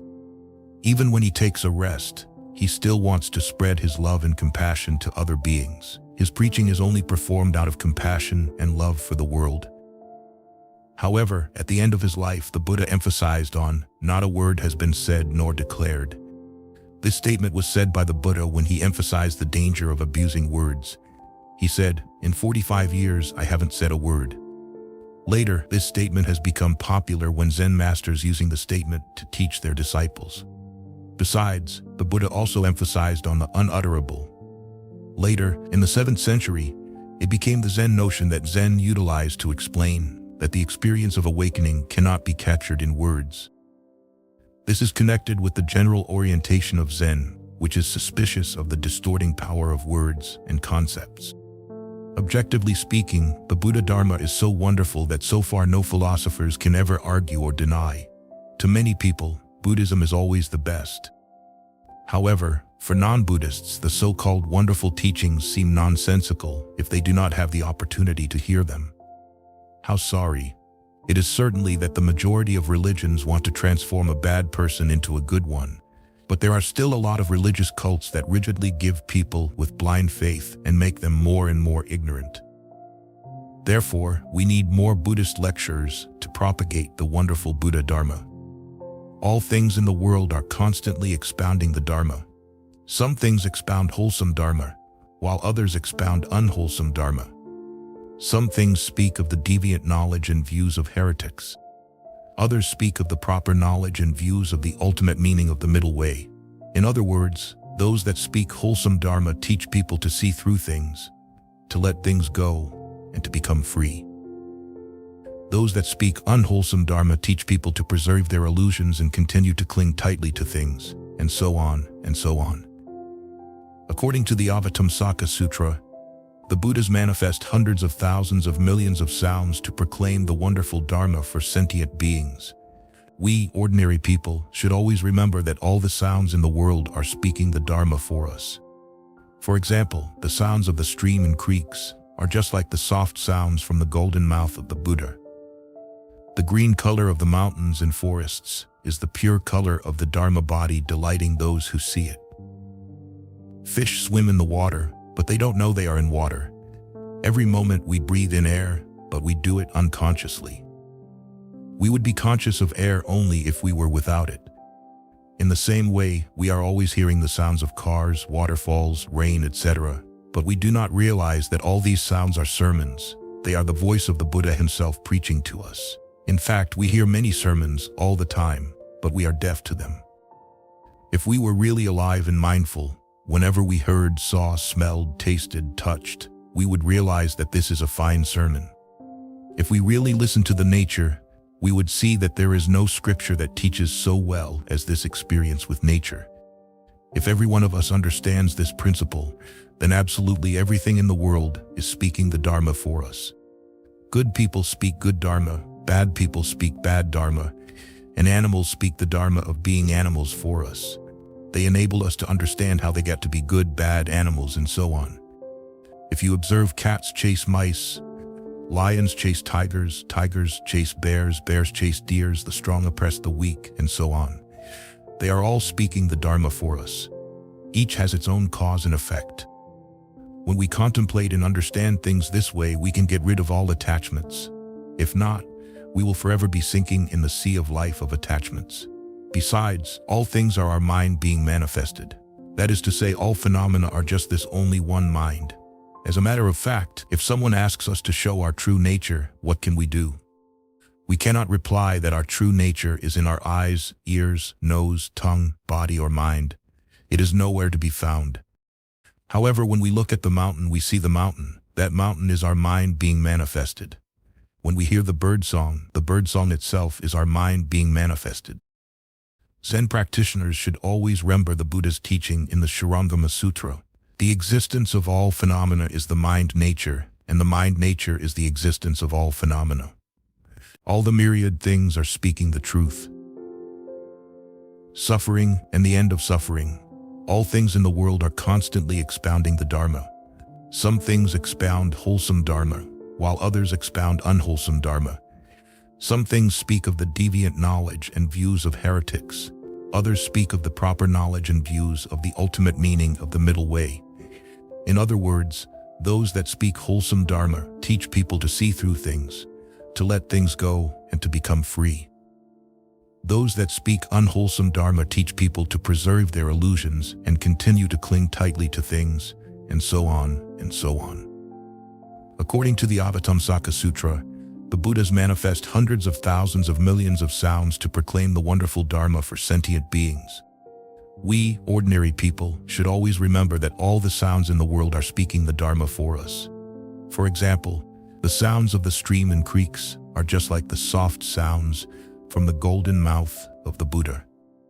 The green color of the mountains and forests is the pure color of the Dharma body, delighting those who see it. If every one of us understands this principle, then absolutely everything in the world is speaking the Dharma for us. Good people speak good Dharma, bad people speak bad Dharma, and animals speak the Dharma of being animals for us. They enable us to understand how they got to be good, bad animals, and so on. If you observe cats chase mice, lions chase tigers, tigers chase bears, bears chase deers, the strong oppress the weak, and so on. They are all speaking the Dharma for us. Each has its own cause and effect. When we contemplate and understand things this way, we can get rid of all attachments. If not, we will forever be sinking in the sea of life of attachments. Practitioners contemplate on everything that is preaching the Dharmas. As we proceed with our practice, we must be willing to carefully examine every experience, every sense door. For example, practice with a sense object such as sound. Having heard is the same as not having heard. Listen, our hearing is one thing, the sound is another. We are aware, and that is all there is to it. There is no one, nothing else. Learn to pay careful attention, rely on nature in this way, and contemplate to find the truth. We will see how things separate themselves. When the mind does not grasp or take a vested interest, does not get caught up, things become clear. When the ear hears, observe the mind. Does it get caught up and make a story out of the sound? Is it disturbed? We can know this, stay with it, be aware. At times we may want to escape from the sound, but that is not the way out. We must escape through awareness. Whenever we hear a sound, it registers in our mind as this common nature. We cannot expect to have tranquility as soon as we start to practice. We should let the mind think, let it do as it will, just watch it and not react to it. Then, as things contact the senses, we should practice equanimity. See all sense impressions as the same. See how they come and go. Keep the mind in the present. Do not think about what is past. Do not think, tomorrow, I am going to do it. If we see the true characteristics of things in the present moment, at all times, then everything is Dharma revealing itself. Contemplation on everything will help us realize that all things are impermanent and have no self. Look at the person we are now. We see it as different from thousands and millions of persons we were yesterday. Therefore, we see we are just a stream running swiftly, manifesting endlessly in different forms, as waves rising and falling, as bubbles forming and popping. Waves and bubbles continuously appear, but water remains unmoved, has no form, and stays unconditioned. Once we realize this, we will become more and more mindful of the way to emancipation and no longer want to cling to this suffering world. In Zen, the mirror is a symbol of the mind. We can turn the mirror in any direction and see it always reflects equally. After realizing this, in other words, after realizing the true mind, we see that all phenomena become one with us. All things are mind manifested. We are what we think, what we feel, what we hear and see, and so on. Thus, whatever we see, whatever we do, notice everything. Train the mind until it is firm, until it lays down all experiences. Then things will come and we will perceive them without becoming attached. We do not have to force the mind and sense object apart. As we practice, they separate by themselves, showing the simple elements of body and mind. As we learn about sights, sounds, smells, and tastes according to the truth, we will see that they all have common nature, impermanent, unsatisfactory, and empty of self. Mindfulness constantly with us, protecting the mind. If our mind can reach this state wherever we go, there will be a growing understanding within us, which is called investigation, one of the 7 factors of enlightenment. It revolves, it spins, it converses with itself, it solves, it detaches from feelings, perceptions, thoughts, consciousness. Nothing can come near it. It has its own work to do. This awareness is an automatic aspect of the mind that already exists and that you discover when we train in the beginning stages of practice. Do we put the meditation aside for a rest after the period of sitting meditation? Do not put the meditation aside for a rest. Some people think that they can stop as soon as they come out of a period of formal practice. Having stopped formal practice, they stop being attentive, stop contemplating. Do not do it that way. Whatever we see, we should contemplate. If we see good people or bad people, rich people or poor people, watch. When we see old people or young children, contemplate all of it. This is the mind of our practice. Place all attachments in our awareness. In contemplating to seek the Dharma, we should observe the characteristics, the cause and effect, the play of all the objects of our senses, big and small, white and black, good and evil. If there is thinking, simply contemplate it as thinking. All these things are impermanent, unsatisfactory, and empty of self, so do not cling to them. Place them all in our awareness. Zen practitioners should always try to look into the truth, for once we can see the impermanence and emptiness of all things, we can put an end to suffering. Keep contemplating and examining this life. Notice what happens when something good comes to us. Are we happy? We should contemplate that happiness. Perhaps we use something for a while and then start to dislike it, wanting to give it or sell it to someone else. If no one comes to buy it, we may even try to throw it away. Why are we like this? Our life is impermanent, constantly subject to change. We must look at its true characteristics. Thus, Zen practitioners should always contemplate that all such things are impermanent, unsatisfactory, and not self. Once we completely understand just one of these incidents, we will understand them all. They are all of the same nature. Perhaps we do not like a particular sight or sound. Such things do happen. When we realize clearly that all such things are impermanent, unsatisfactory, and not self, we will dump them all and attachment will not arise. When we see that all the various things that come to we are the same, there will be only Dharma arising. Zen practitioners should always remember that all faculties contemplate one another.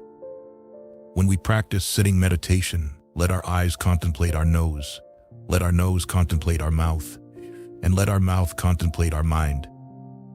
This allows us to control the unrest mind, or the monkey of the mind, and rein the wild horse of our thoughts, so that they stop running outside seeking things. Practitioners should not stare left and right, because if we look around, then our mind will wander outside, and we will not be able to concentrate. When we realize the true nature of phenomena, we will see that emptiness and existence are inseparable. If we really live in harmonious with emptiness and existence, we indeed live with the realization that emptiness is inseparable from existence. Finally, Zen practitioners should always remember that although all things are just like dreams, like echoes, like mirages, but we are still trapped in this world and confronted by sufferings. Therefore, the Buddha taught, it is important to guard the mind carefully, just like thatching a roof for the rain of passions would not penetrate the house. Practitioners should utilize the non-dual knowledge to examine all things in this world. Buddhism believes that all things being produced by cause and environment are unreal. Therefore, we cannot say they are different and opposite. All dharmas are created only by the mind, or everything is created by mind alone. Myriad things but one mind, all things is noumenal. According to the Sun-Faced Buddha, the teachings of Matsu in the Hangzhou school of Chan, one day Zen master Matsu entered the hall and preached the assembly. Though the reflections of the moon are many, the real moon is only one. Though there are many springs of water, water has only one nature. There are myriad phenomena in the universe, but empty space is only one. There are many principles that are spoken of, but unobstructed wisdom is only one.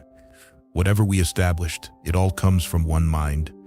Whether constructing or sweeping away, all is sublime function. All is oneself.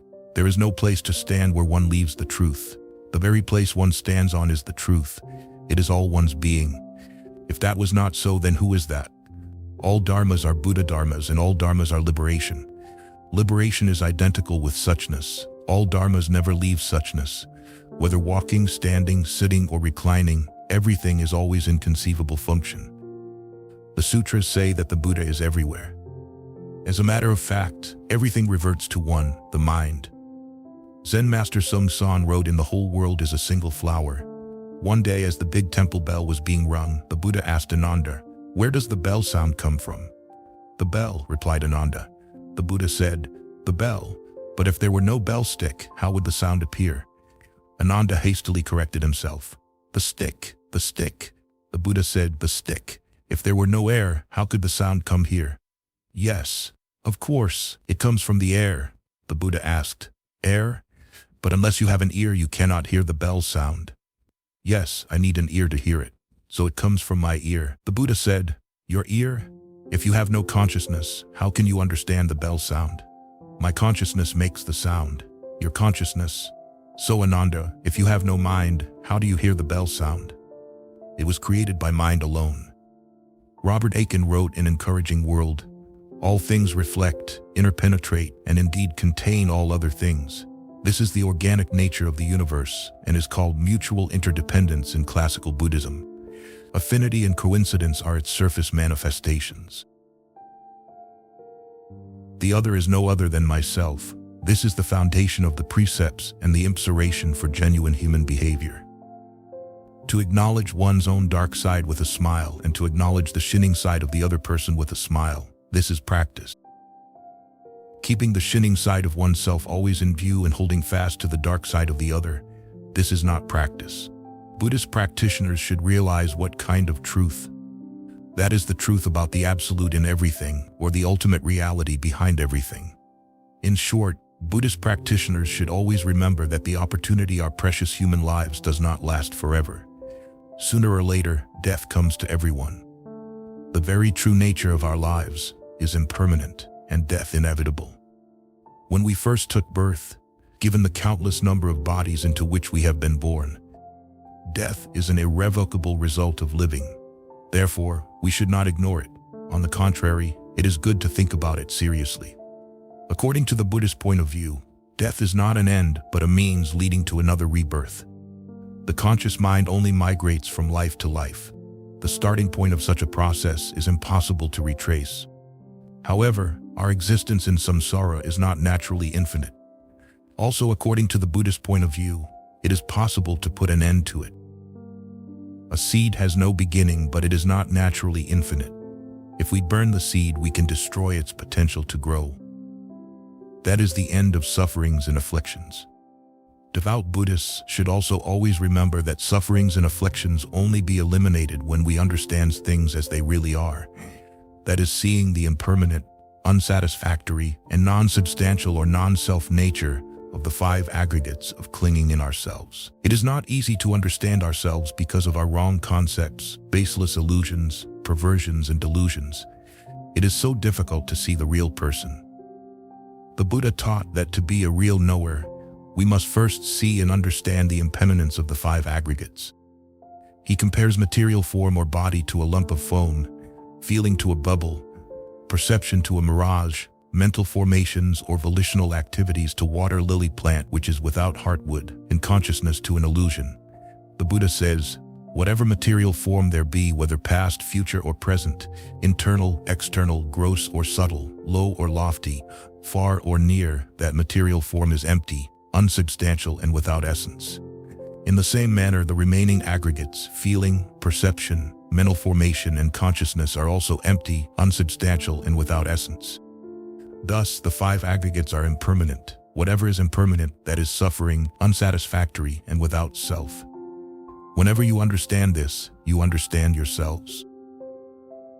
Once having seen and understood the preaching of dharmas of all things, that is to say, we have thoroughly understood their true nature, we will have gone beyond wrongdoing and wrong understanding.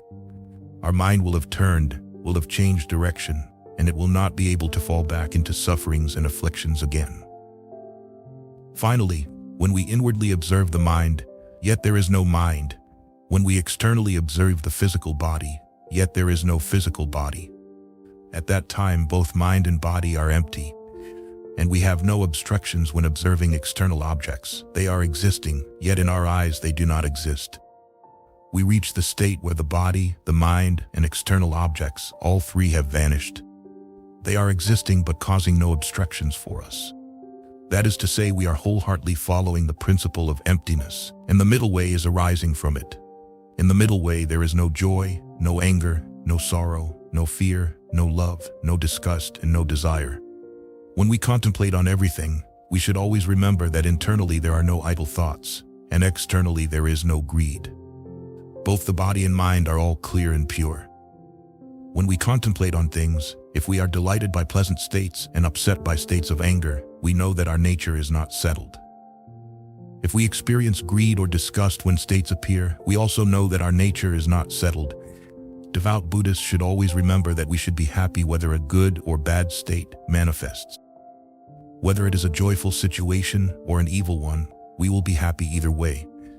This kind of happiness is true happiness, unlike the happiness brought about by external situations. Our mind experiences boundless joy. We are happy all the time and never feel any anxiety or affliction. Devout Buddhists should always remember about the three unattainable mind. The mind of the past is unattainable. The mind of the present is unattainable, and the mind of the future is unattainable. Thus, when a situation arises, deal with it, but do not try to exploit it. When the situation is gone, it leaves no trace, and the mind is as pure as if nothing happens. Buddhist practitioners see things. Practitioners see things as they really are. Ignorance is not seeing things as they really are. It is failing to understand the truth about life. Ignorance is the opposite of the word to know. In Buddhism, ignorance means not knowing, not seeing, not understanding, being unclear, and so forth. Whoever is dominated by ignorance is like a blind person because the eyes are shut, or not seeing the true nature of objects, and not understanding the truths of cause and effect, and so on. Ignorance is the root of all sufferings and afflictions. Due to ignorance, people cannot distinguish between right and wrong. They become blind under the delusion of self, clinging to things which are impermanent, changeable, and perishable. As long as we have not developed our minds to obtain wisdom, we remain ignorant of the true nature of things. According to Buddhism, ignorance means regarding the self as real. Ignorance is the main cause of our non-enlightenment. Ignorance owes only a false mark, so it is subject to production, extinction, increase, decrease, defilement, purity, and so on. Ignorance is the main cause of our birth, old age, worry, grief, misery, and sickness and death. Due to ignorance, people do not see things as they really are and cannot distinguish between right and wrong. They become blind under the delusion of self, clinging to things which are impermanent, changeable, and perishable. Once anger arises, one has nothing but ignorance. In order to eliminate ignorance, you should meditate on causality. All of our psychological problems are rooted in ignorance, in delusion. Ignorance is the crowning corruption. Our greeds, hates, conceits, and a host of other defilements go hand in hand with our ignorance. The solutions are to be found in the problems themselves, and hence we should not run away from our problems. Analyze and scrutinize the problems, and you will see that they are human problems, so do not attribute them to non-humans. Our real problems can be solved only by giving up illusions and false concepts and bringing our lives into harmony with reality, and this can be done only through meditation. Practitioners always have an objective view on all things. The Buddha taught, the mind is like a monkey, the thought is like a horse. Whenever our mind wanders to other thoughts, be aware of them, but do not get involved in them emotionally or intellectually. Do not comment, condemn, evaluate, or appraise them, but bring our attention back to the nature rhythm of our breathing. Our mind may be overwhelmed by evil and unwholesome thoughts. This is to be expected. It is in meditation that we understand how our mind works.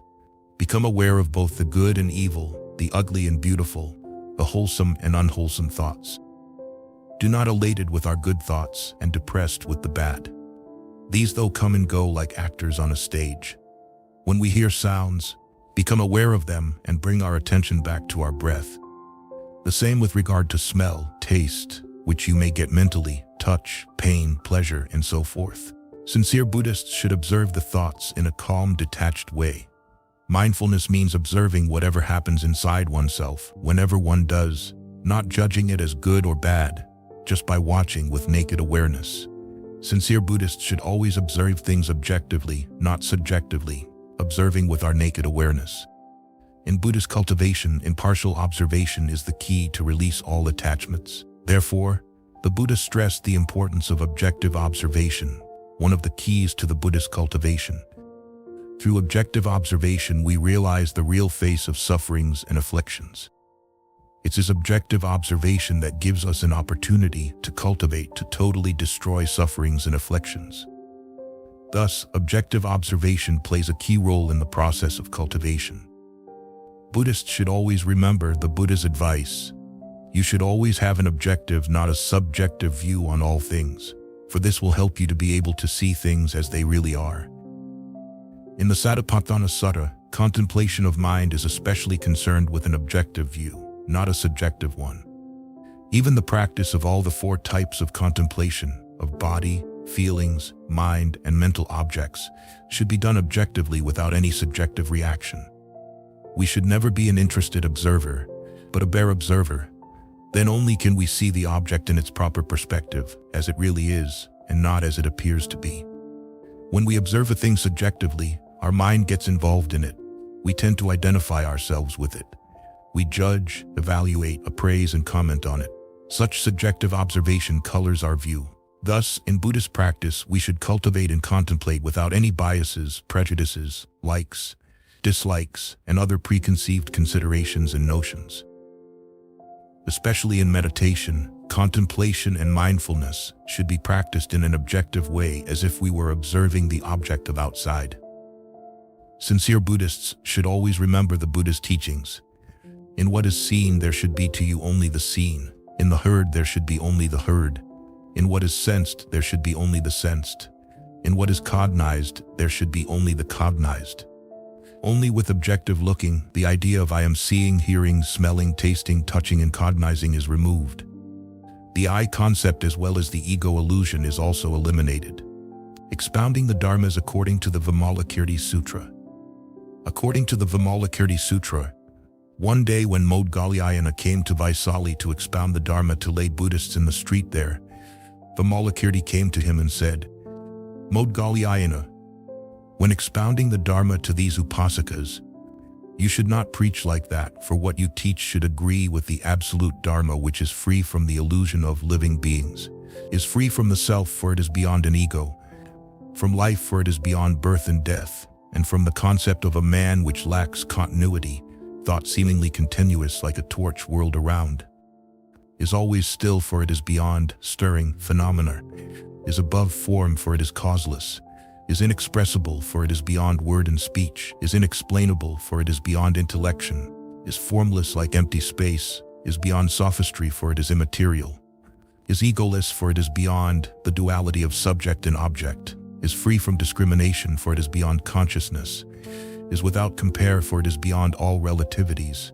is beyond cause, for it is causeless, is identical with dharmata, or dharma nature, the underlying nature of all things, is in line with the absolute, for it is independent, dwells in the region of absolute reality, being above and beyond all dualities, is unmovable, for it does not rely on the six objects of sense, neither comes nor goes, for it does not stay anywhere, is in line with voidness, formlessness, and inactivity, is beyond beauty and ugliness, neither increases nor decreases, is beyond creation and destruction, does not return to anywhere, is above the six sense organs of eye, ear, nose, tongue, body, and mind, is neither up nor down, is eternal and immutable, and is beyond contemplation and practice.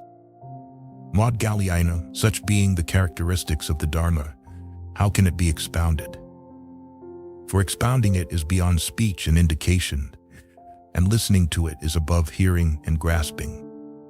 This is like a conjurer expounding the Dharma to illusory men, and you should always bear all this in mind when expounding the Dharma. You should be clear about the sharp or dull roots of your audience, and have a good knowledge of this to avoid all sorts of hindrance.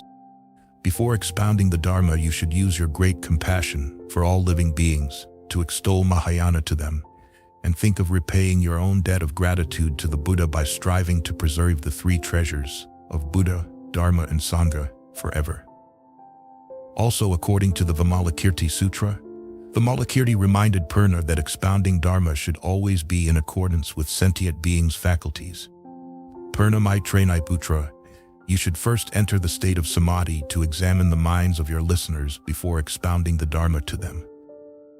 Do not put rotten food in precious bowls.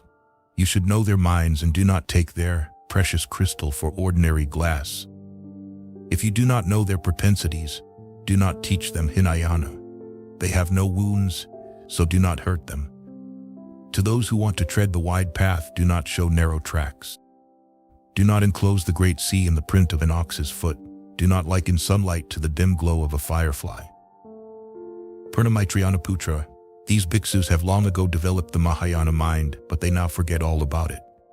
How can you teach them Hinayana? Wisdom is taught by Hinayana is shallow. It is like a blind man who cannot discern the sharp from the dull roots of living beings. According to the Vimalakirti Sutra, Vimalakirti reminded Mahakatyayana not to use mortal mind to preach immortal reality as follows. Mahakatyayana said, Vimalakirti came and said, Mahakatyayana, do not use your mortal mind to preach immortal reality. Mahakatyayana, all things are fundamentally above creation and destruction. This is what impermanence means. The 5 aggregates are perceived as void and not arising. This is what suffering means. All things are basically non-existent. This is what voidness means. Ego and its absence are not a duality. This is what egolessness means. All things basically are not what they seem to be. They cannot be subject to extinction now. This is what nirvana means. 14 inexpressible things. The Buddha always reminded his assemblies on many things that people should not mention in any occasion. Among them, there are 14 important inexpressible things. Devout Buddhists only talk when they need to talk. In fact, Buddha Sakyamuni refrained from giving a definitive answer to many metaphysical questions of his time. Questions of self exists, not self exists, if the world is eternal or unending or no, etc. According to the Buddha, a silent person is very often a wise person because he or she avoids wasting energy or negative verbiage. If the person asks because he wants to cause troubles for the Buddha will remain silent. One day a certain man said to the Buddha that he would join the band of his disciples if the Buddha would give clear answer to the questions. Would the Buddha ever die? And if so, what would become of him after death? What was the first cause of the universe, and what was the universe going to be like in the future? Why do men live, and what becomes of them after death? If the person asks because he wants to cause troubles for the Buddha will remain silent. If the person asks because he wants to study, the Buddha's answer was to the following effect. Suppose you were shot by a poison arrow, and a physician came to draw the arrow from your body and to dress the wound. Would you first ask him questions as to what the arrow was made of, what the composition of the poison was, and who shot the arrow? And if the physician did not dress the wound, what was going to happen, and such blissful questions, and refuse the treatment until the physician answered all the questions to your satisfaction? You would be dead before you obtained the answers. In this parable, the Buddha advised the questioner to become his disciple without wasting his time on problems which were too profound to be understood by an ordinary man. Probably a long cultivation as a disciple of the Buddha, he might come to understand. According to the Madhyamaka philosophy, the mysterious silence of the Buddha on most fundamental questions of metaphysics led him to probe into the reason of that silence. Was the Buddha agnostic, as some of the European writers on Buddhism believe him to be? If not, what was the reason of his silence? Through a searching inquiry into this silence was the dialectic born. There are well-known questions which the Buddha declared to be avyakarta, or the answers to which were inexpressible. Kadrakirti enumerates them in his commentary on the Madhyamaka Sastra, that the Buddha announced 14 things to be inexpressible, as mentioned in the following sentences. Whether the world is eternal, not eternal, both eternal and not eternal, neither eternal nor not eternal, and so on.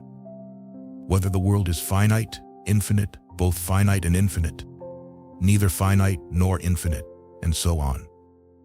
Whether the Tathagata exists after death, does not exist after death, either exists or does not exist after death, neither exists nor does not exist after death.